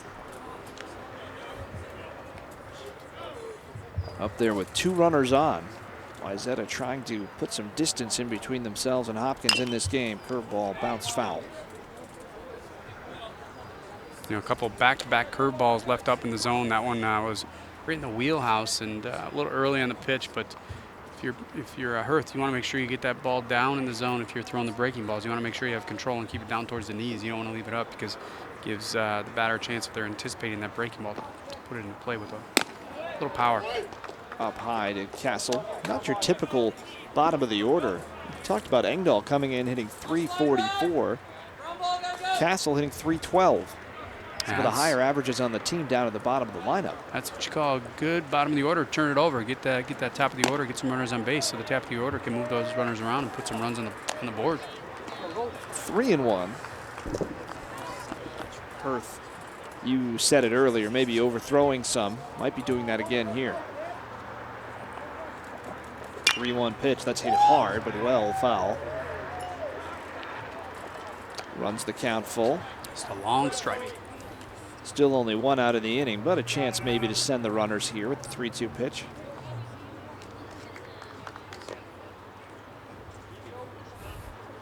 Maybe less so with a guy who does have some strikeout pitches on the mound. We'll see.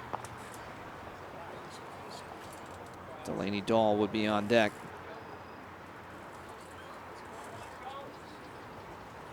The 3-2.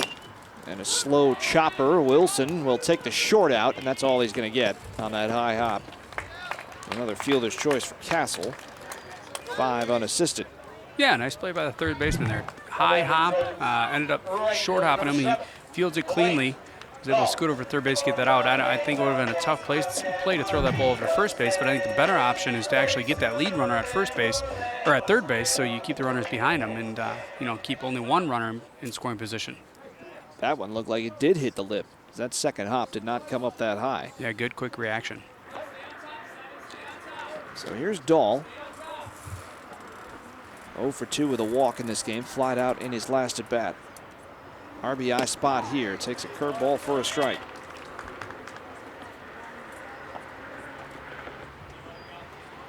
Hurth trying to keep it where it is for Hopkins to take their last chances at it in the 7th. They will have the bottom third of the order coming up. 0-1 pitch. Another curveball buckles Dahl's knees, and it's 0-2. Bad news is you do have the bottom third of the order coming up if you're Hopkins. The good news is if you get anybody on, then you got those top 4 hitters that are going to do the RBI work. So they've got a shot at this. Here's the 0-2. Dahl whacks it foul up the right field line. Yeah, it's one at bat at a time. You got to make sure you do what you can to get on base for Hopkins, and you haven't had much luck against Kay this evening. But you know, got to do what you can. Got to stay alive, keep the bat alive, and protect the plate. But first, if you're Hopkins, you got to get out of this inning without giving up that 3rd run. Should be said that the 3 hitters to come up for Hopkins in the bottom of the or top of the 7th have reached base 5 out of 6 combined times as Dahl fouls one away. 2 walks and 3 singles. So 3 of the 4 hits have come from the 8 and 9 spots in the lineup, and they will come up in the 7th. 0-2 right now to Dahl.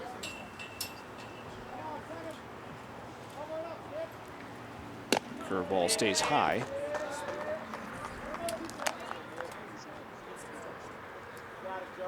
.101 pitches for Hurth. He's approaching that upper limit. I believe Hopkins does have a reliever ready. Nobody warming up right now. Fouled away again.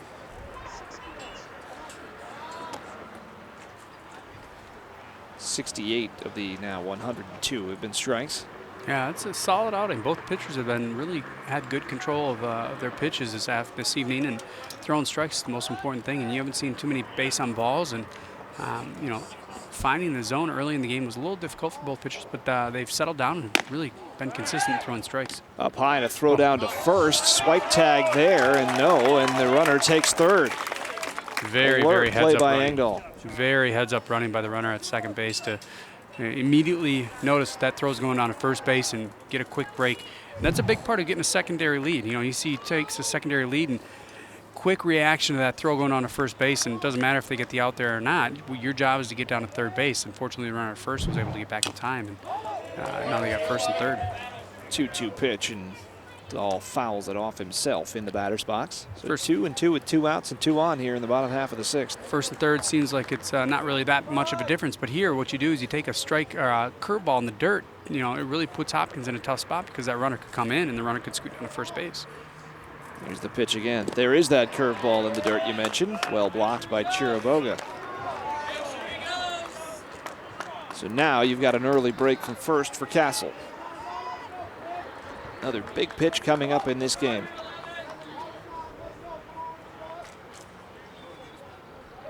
Number 105 for Hurth. Curveball hit hard into center field. Hustling back after it into the gap, and making the catch is Kyle Fiducia, I believe. Actually, I think out there that's Beaudry now. They keep moving him around. A great defensive play, and Hopkins down 2 will have a chance coming up in the 7th.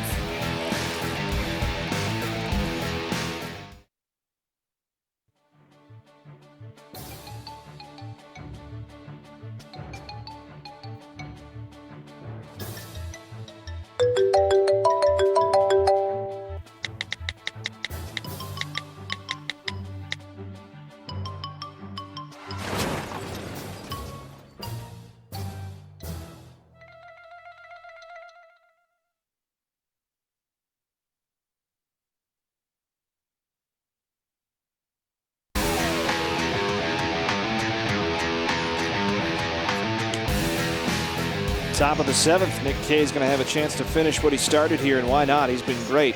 6 innings pitched, 82 pitches, 50 for strikes, 4 hits allowed, struck out 6, including the side in the 6th inning, and he's walked 3. He's also hit 1.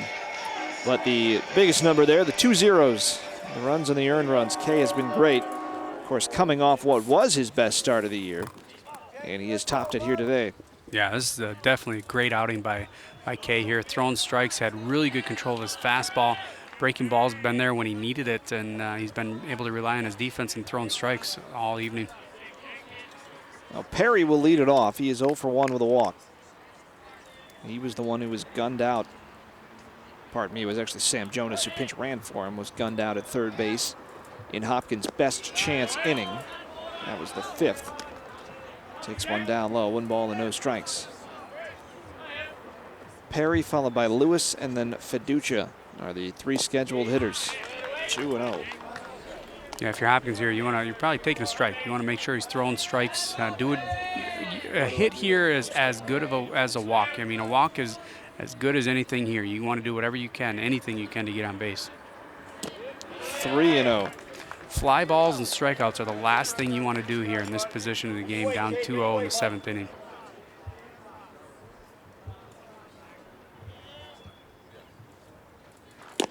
Taking all the way, takes a strike at the knees, 3-1.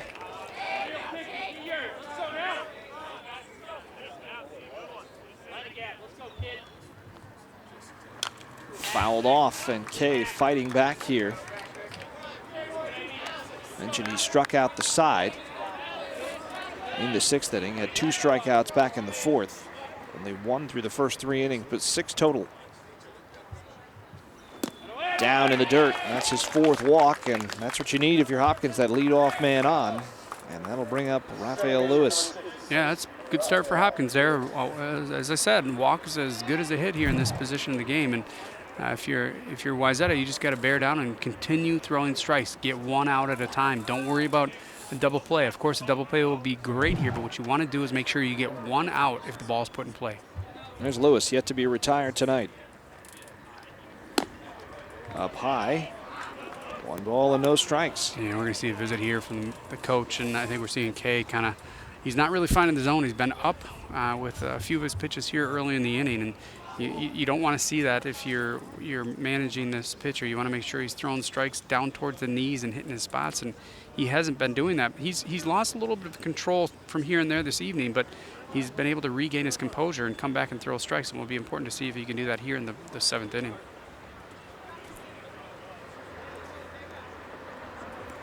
Well, the last time they went out to the mound, next couple pitches were right down the heart of the plate, and it got him back in the groove and eventually out of the inning.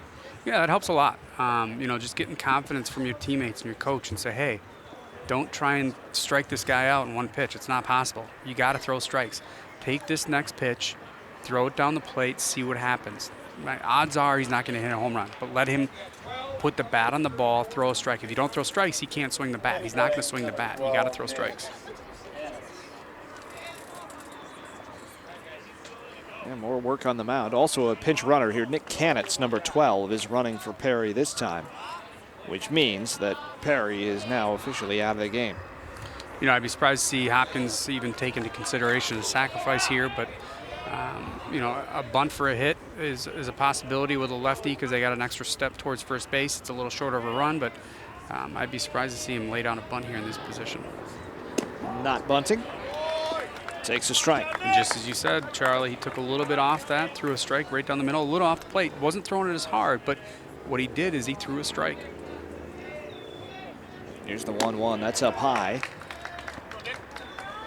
Kyle Fiducia, who has half of Hopkins' hits today, is on deck. I think these next 2 pitches, this at bat is key for Kay. If he can get this out, come back and throw strikes, it's important for him to do that. If he doesn't, I think we might see a pitching change. 2-2. We're a little blocked from what's going on down the right field line just because of where we're sitting. I have not seen anybody warming up down there for the best that I can see. 2-2. Fought off by Lewis. He swung at a ball out of the zone there, a little up in the zone, but we protecting the plate. Yeah, I think they're giving him a chance to close this game out. There's nobody out there warming up, but you never know. Might have somebody loose and ready to go. 2-2, now 3-2. Well, it's hard to warm up. There's about 15 people in the bullpen just watching the game. None of them eligible to come in and pitch. 3-2, and a quick pitch a little bit there, and he threw it high. I think he was trying to get Lewis off guard. He really stepped into that one. Almost looked like he didn't actually come set, which would have been a balk. Moot point by now. But he is also going to come out of the game. They will go to the bullpen, and the bullpen is his second baseman, Paul Girard. So that's why there was nobody warming up. We get our first pitching change of the day as Kay goes 6 innings and is responsible for the 2 runners on, gave up only 4 hits. But he walked 5, struck out 6. Yeah, the last couple batters, this top of this inning has not been a good start for Kay.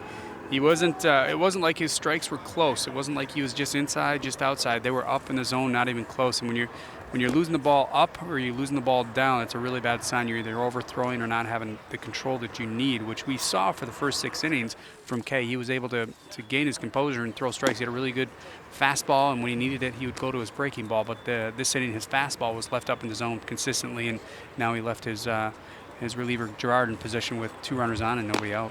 We'll step aside very quickly while Gerard warms up. Don't go anywhere. 2-0. Wayzata leads, but Hopkins threatening in the 7th on CCX Sports. What makes your community feel like home? Is it knowing what's happening in your neighborhood, or when people know your name? Connections make us a community. For more than 30 years, Northwest Community Television has connected citizens, neighbors, even sports fans through video. As life gets busier than ever, we will still offer you a connected community experience through CCX Media, so you can stay connected to the place you call home. Fancy pants peanut butter? A big screen television. You haven't even bought a sofa yet. A motorcycle? When your father finds out, he's gonna flip his shoes with 2 buckles? What do you even need 2 buckles for? Mr. Big Shot, buying whiskey shots for everybody in the bar. From the looks of it, I'd say nobody even remembers. Feed the pig.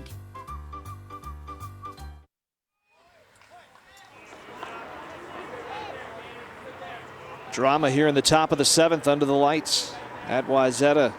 Gerard in out of the bullpen, and he'll face Fiducia. And the first pitch is a bunt, and it's a good one.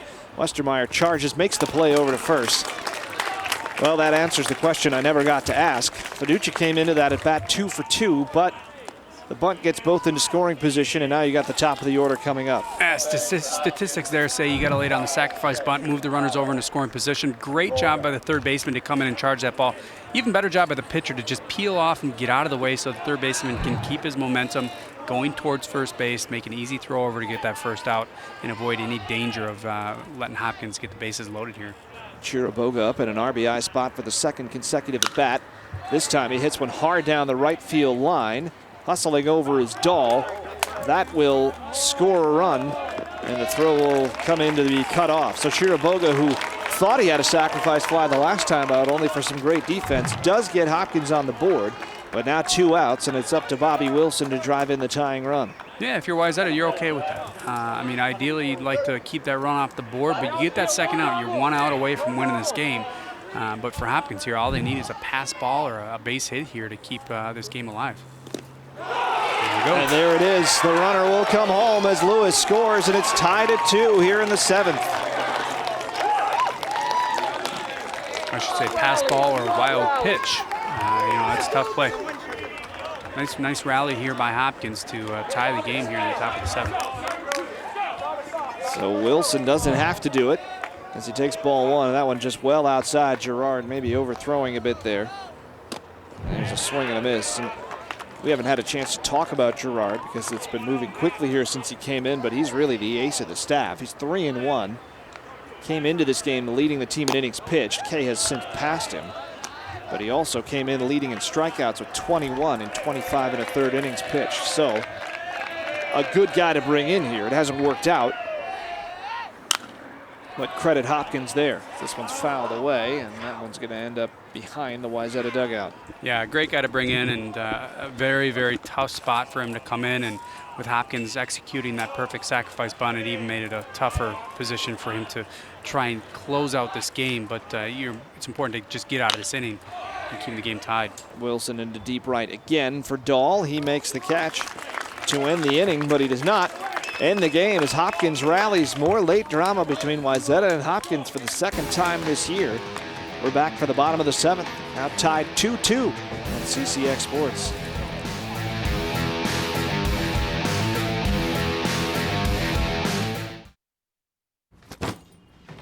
Hart, what's going on? I'm leaving. Why? What did I do? Not enough. You constantly ignore me. You barely eat anything healthy. You're half as active as you used to be. The pressure is just too much. I quit. Okay, I get it. I'll do better. Just please, don't leave. Okay. But remember, if I go, you go. Listen to your heart. Don't let it quit on you. Uncontrolled high blood pressure could lead to stroke, heart attack, or death. Get yours to a healthy range before it's too late.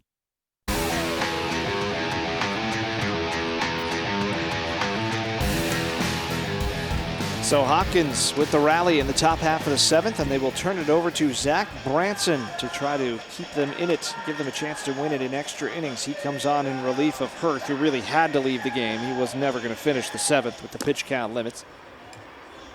And he will face the middle of this Wayzata order, Keegan Nickel, who has doubled twice today, Nick Kay. And Nick Krenke, I believe Kay, yes, he can still stay in the game and be the DH. Very busy glove there for Branson. He's got, looks like a second baseman's glove that he's got. But, you know, you use whatever glove you can. If you're in high school and you don't have specialty gloves too often unless you're catching or pitching, you bring the glove you have. Whether you're playing second base, left field, pitcher, you got to be prepared. Branson's been good this year, making his 4th appearance. He's 0-1. But in 5 1/3 innings pitched, he's given up 4 runs, none of which are earned. He's also walked 1. Struck out 6. Again, just trying to keep the Royals in it. Keegan Nickel, who has doubled twice and scored a run back in the 5th inning. Looked like the insurance run there, but it did not pan out that way. Yeah, nice rally here by Hopkins to keep this game alive and force Wayzata to try and win it here in the bottom of the 7th to get those 2 runs in the top. Final line on both starting pitchers. First for Hurth, 6 innings, 4 strikeouts, 2 walks, 7 hits, 2 runs, both earned. Get you K in a moment. First pitch from Branson to Nickel is a strike on the inside corner. 4.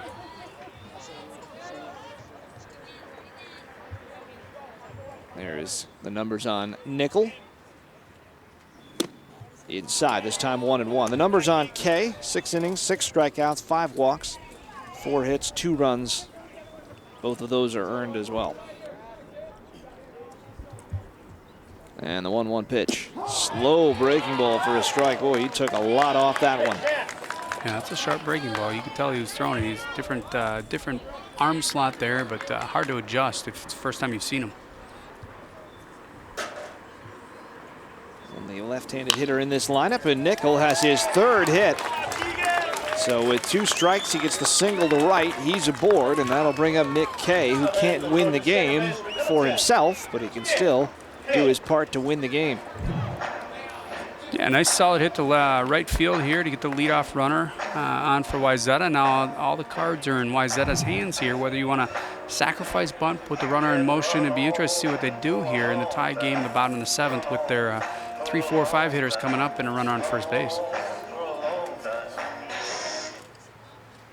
I'll put you on the spot here. What would you do here? This is your 3-hitter. I think you let him hit. I think you give him a chance to hit the ball. I think he's swinging the bat well. You want to. It's hard to sacrifice an out, but you want to make sure your runner at first base is getting a good secondary lead and staying aggressive. So if that ball scoots away at all from the catcher, he's got a quick jump down to second base. Kay is technically 0 for 3, but he's reached base twice. Once on an error, once on a fielder's choice. And there's a strike. Obviously, when he got on base before, they could courtesy run for him. Now that he's just a DH, if they ran for him now, I believe that would be it for him on the night. Third baseman playing very, very far in on the grass, and really takes away a lot of. He's coming even further with the square around, but now he's backing up. But it'll be interesting, cat and mouse here. Now they're going to send the runner Nickel, and he'll have to go back as it's fouled away. 0-2, maybe a little hit and run there from Wayzata. Yeah, and some batters just don't feel comfortable bunting the ball. I mean, it's one of those things that you want to make sure that every player on your roster can do, but some players just aren't good at it. So if you know that he's not a good bunter and he's a good hitter, you want to play to his strengths and let him swing away and hit the ball. But now with 2 strikes, it's highly unlikely that he'd lay down a bunt. Check on the runner at first. Nickel diving back in easily. Yeah, Nickel, you don't want to be caught off guard and get picked off over there, but you definitely want to keep in the mind of the pitcher and get a good lead so you can kind of make him force the ball to be thrown around. Okay, with a high drive deep to left field. This one is going to stay in the ballpark. Slipping out there is the new left fielder, Nick Kanitz, but Nickel was halfway to second base, so he has to retreat. Yeah, it's one of those really tough plays, and it depends on how aggressive you want to be as a coach and you want to teach your players. But that ball, even if he does drop it and you're trying to tag up from first base, you're going to end up at third base with nobody out. But the traditional play for a runner there is to get halfway down to second base so you can advance the ball's dropped. But sometimes you see runners, concede that he's going to catch the ball and try and tag up, which would have put the runner in scoring position here. But unfortunately, Wayzata still got the runner on first base. Frankie with a high foul over our heads. Protect the puppies that are back there. That one landed very near a dog. 0-1. There have been a lot of puppies in here, a lot of puppies and babies at this game.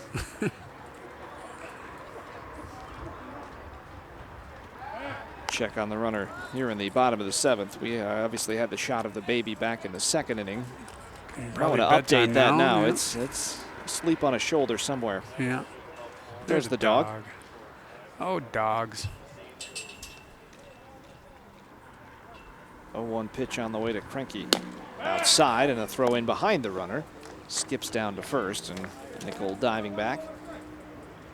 Hey, if you're Nickel, you want to do that every pitch. You want to force them to try and throw the ball around because, hey, if they don't make that play at first base, that ball is going to scoot by the first baseman. You have a chance to get down to third base, not let alone second base. 1-1 the count to Krenke. Breaking ball, just missing. 2-1.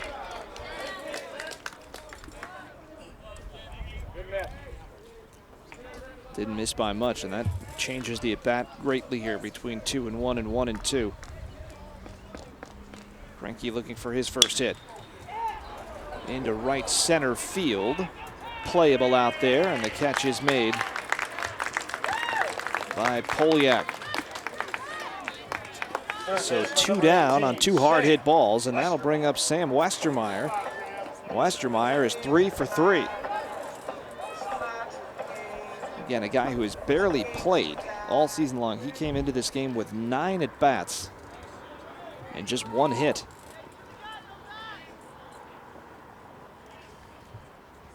Having a very, very good day today as that one bounces off the plate and is blocked by Chiriboga.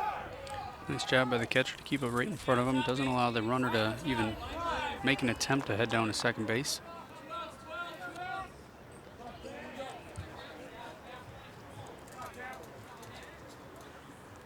A 1-0 pitch on the way from Branson.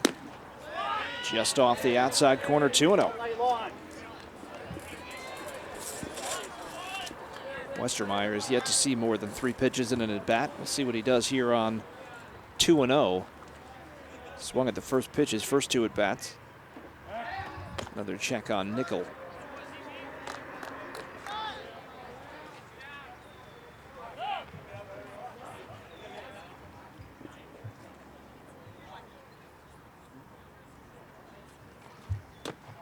Outside again, 3-0. On deck is Ian Colson. A walk here, obviously. Just means you need a single to win the game, theoretically. Though anything can happen on the base paths, this game proves it. Right down the middle, 3-1. Yeah, that's a straight take all the way on that pitch. You got to make sure that he's throwing a perfect strike. Even if it was, you're not going to swing, because if he misses his zone, you want to make sure you can take that walk and advance the runner on the second base. But now, great hitters count here. Another check on the runner just to see if Nickel leans a little bit. He was not.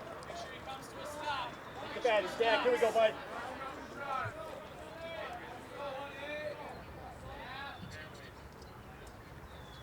Branson ready, fires down low, and Nickel will move into scoring position and a chance for Ian Colson to be the hero. Westermeyer has now reached base 4 times. Yeah, great night for him. A few hits here.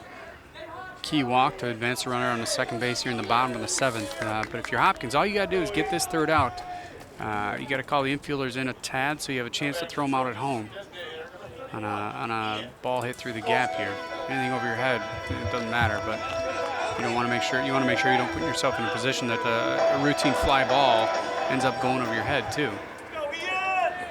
Colson, who is 0 for 2 with a sacrifice. Just needs a base hit. Breaking ball for a strike. Huge first pitch strike there. Umpire has been very vocal early, but the arm comes up late. We couldn't hear him that time, so it is 0-1. Branson trying to send this game to extra innings, and that one he was almost right on. Got it off the end of the bat on another curveball. Spun it back to the screen. Got to protect the plate here if you're Colson here. Hardest hit ball is not what you're looking for. You're looking to protect the plate. Don't want to strike out. Even if it's a ground ball, that's a better at bat than a strikeout. Got to put the ball in play. 0-2 pitch. Just fought it off on one that looked like it was out of the zone, but another curveball, and he had to try to protect. Yeah, I think he knew that wasn't the pitch that he wanted, but he started to go after it and realized that he had committed, and what he did is exactly what you want to do, is you want to put the bat on the ball, even if it's a foul ball. Another 0-2 pitch from Branson to Colson. Swung on and missed. Got him with a high fastball after 3 straight breaking balls, and that ends the inning. It's going to take extras. Second great game between these two teams this year. Headed to the 8th, 2-2 between Hopkins and Wayzata, as you see that last strikeout from Branson on CCX Sports.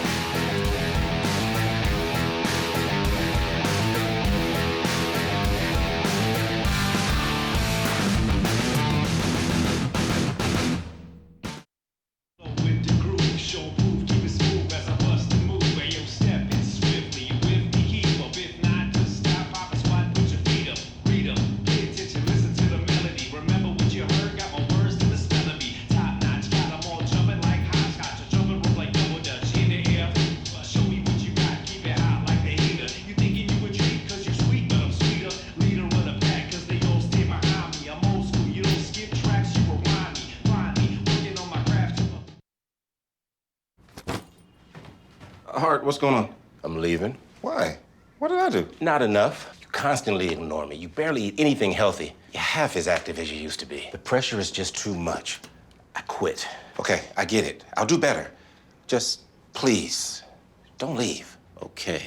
But remember, if I go, you go. Listen to your heart. Don't let it quit on you. Uncontrolled high blood pressure could lead to stroke, heart attack, or death. Get yours to a healthy range before it's too late.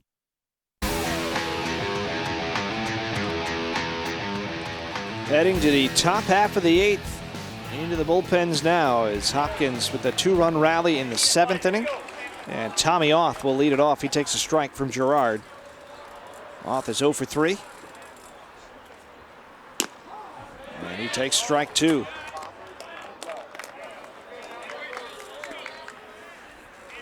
Again, he is the big power bat for Hopkins, but has not gotten much done today. And nearly took 3 straight strikes there. That pitch was close from Gerard.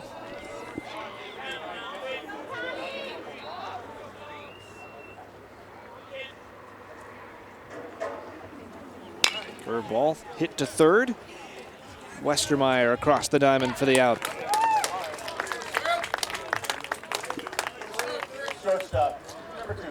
Yeah, Gerard just looks much more comfortable coming out of the windup with nobody on. He came into that last inning with a couple runners on in a tough spot trying to close out the game. Ended up letting Hopkins tie the game on that wild pitch, but he looks much more comfortable out of the windup here with nobody on in the top of the 8th inning. And again, normally a starting pitcher, so that makes a lot of sense, obviously. Yeah, oftentimes you see relievers come in even with nobody on. They'll come out of the stretch because they're used to that kind of situation where they come in and have runners on base. But for a starting pitcher to come in relief late in the game with runners on is a really tough position. So good job to limit the damage and keep this game going. Bounces the breaking ball, 1-1 to Felimobisius. If he had gotten out of the 7th inning, it would have been the first save of the season for Wayzata. Now would have been only their 8th win. This one is into center field, high and playable for Engdahl. 2 gone. I think he took about 2 steps, camped under that one, made an easy play to get the second out here. Well hit ball, but not well enough to make him turn his back and try and make a run over, a catch over his shoulder. Easy can of corn for him to get that second out.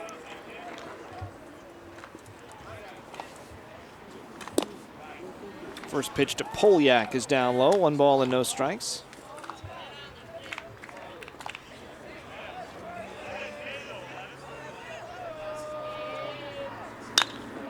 That one's fouled away. 1-1 to the Hopkins right fielder / left fielder. Now I believe back in right field. That outfield has been musical chairs tonight for the Royals. 1-1 breaking ball is a strike. Nice pitch. The old knee buckler to make it 1-2. Trying to do it again. That one down low. 2-2. That one seemed to be more of a sinker. Didn't have much break to it, but it kind of came back in and dropped in the zone. It was an interesting pitch because it didn't look like a fastball. Great shot there of Girard as he delivers a fastball up high. 3-2.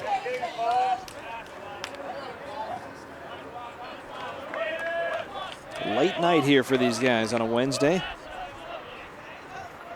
Still looking for a winner. This one's lined hard to short, but right at Keegan Nickel. And a 1-2-3.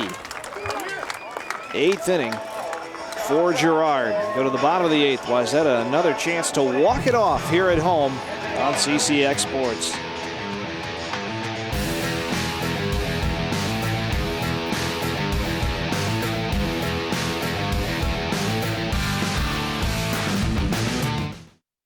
Most of my family, they never graduated high school or even let alone go to college, so I'm trying to break that barrier.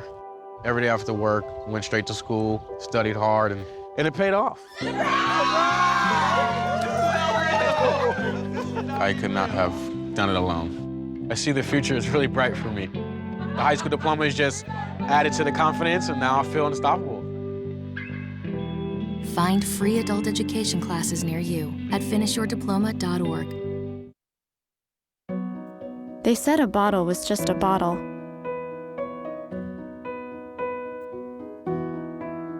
That no one would ever notice me.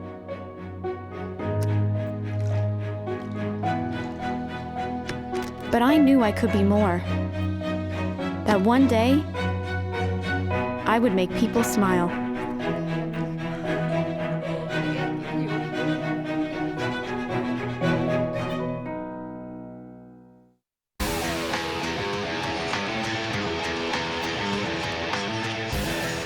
Yeah, you could say it's a pretty good night for baseball here. What a shot.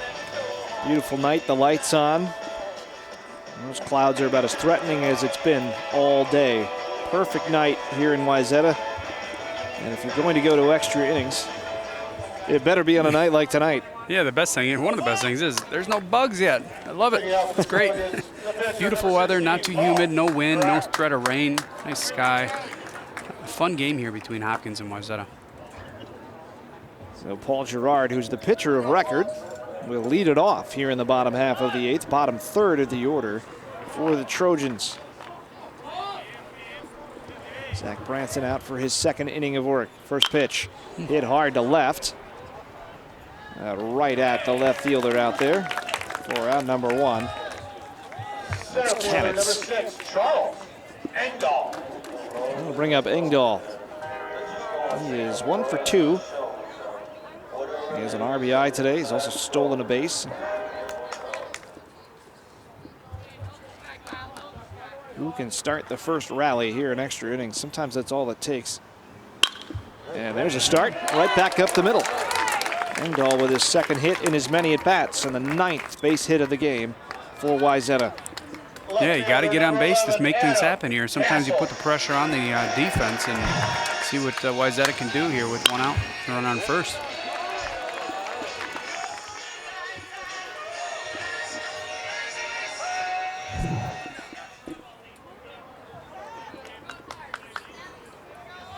Here's Castle, who's reached his last 2 times up on those fielder's choices. Also a fly out. And that one's right off the fists, and it's going to land in no man's land, and everybody's safe. As we talked about. 45-foot base hit. Not the hardest hit ball, one of the easiest, lightest hit balls of the night, right off the inside part of the barrel of the bat, and fists it right past the pitcher. He's falling off towards the first base line, and no chance for the shortstop to make a play anywhere except for just hold the runner at second base. And now Wayzata's got a really good chance to put an end to this game. Delaney Dahl, the man of the hour right now. He is 1 for 4. That was the 10th base hit for the Trojans. Fastball down and away, 1-0. Keegan Nickel is on deck, and of course Nickel has 3 base hits tonight. He and Westermeyer have put on a show at the plate for the Trojans. I'd like to get it done now with Dahl. Still only 1 out of the inning. Got a hot hitter on deck.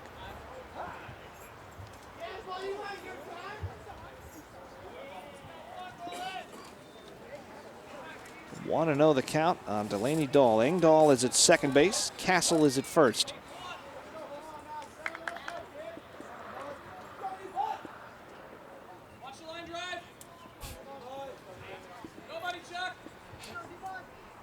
And the 1-0 pitch. Just down low, 2-0. Looking over at the Hopkins bench after those 2 pitches, and they thought both were strikes. Both very close. However, you want to make sure you don't start to show up the umpire, because he might be squeezing you in the zone here, but you don't want to make him feel defensive to even squeeze that zone more. So just focus in, throw strikes. 2-0 pitch up high. That one's certainly out of the zone. Now 3-0 in a tough spot for Branson. I think you still got to have the red light here on a 3-0 with runners on. You want to make sure you take a strike here. You don't. He hasn't been able to find the zone early, so make sure he throws a strike. Dahl does take it. It is a strike, 3-1. Now a lot of reasons not to swing at that. For one, if you walk, you don't need a base hit to win the game anymore. Yeah. Another 3-1 pitch on the way to the Wayzata leadoff hitter. Up high, they're loaded. And a winning run now 90 feet away in the form of Charles Engdahl, and a hot hitter coming up. Keegan Nickel flied out to center in the first. Since then, he's gone double, single. He has scored a run. And he has a chance to win the game here, and he doesn't even need anything all that impressive. Just a fly ball somewhere would do it. I'm not sure I've seen an entire team mound visit as I've seen here by Hopkins, and literally all 9 players plus the coach are at the mound. I think we might see a pitcher's change, but no. Thought it was going to come with a pitching change, but it is just a defensive positioning meeting, I believe. They may bring Polyak in here. He was brought all the way in and given some instructions. Yeah, you may see him work with 5 infielders and be interesting. Yeah, no, they're keeping the 3 outfielders. But I think what you want to do is make sure everybody knows what's going on. You know, this is the winning run, obviously, but you want to make sure your outfielders are in position, know where they're at in the order. You got some power. You got good hitters here. He's had a good night at the plate. You got to put yourself in a position, even if you make the catch, to make that throw at home. Obviously, the outfielders will be playing very shallow here. That umpire is really particular about that rubber going on out there. with that pitching rubber. Yeah, I've never seen that. I don't know if he installed it. It was just proprietary about it. So you got the infielders on the grass. Outfielders very, very shallow. I'd be surprised to see Wayzata even try a squeeze with a left-handed hitter here, because that allows the catcher to keep an eye on the runner from third base. So we'll see what happens. Here we go. Here's the ball game. Branson and Nickel. First pitch up high. 1 ball and no strikes.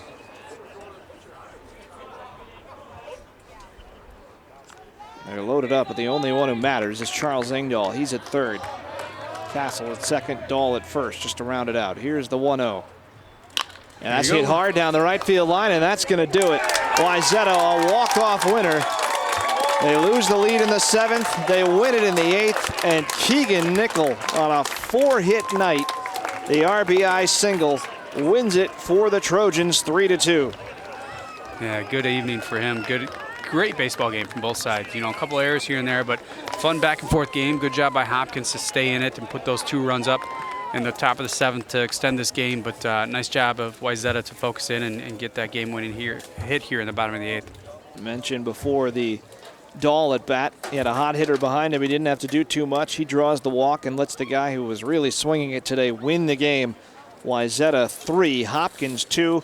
The Trojans move to 8-9. Hopkins is now 10-9.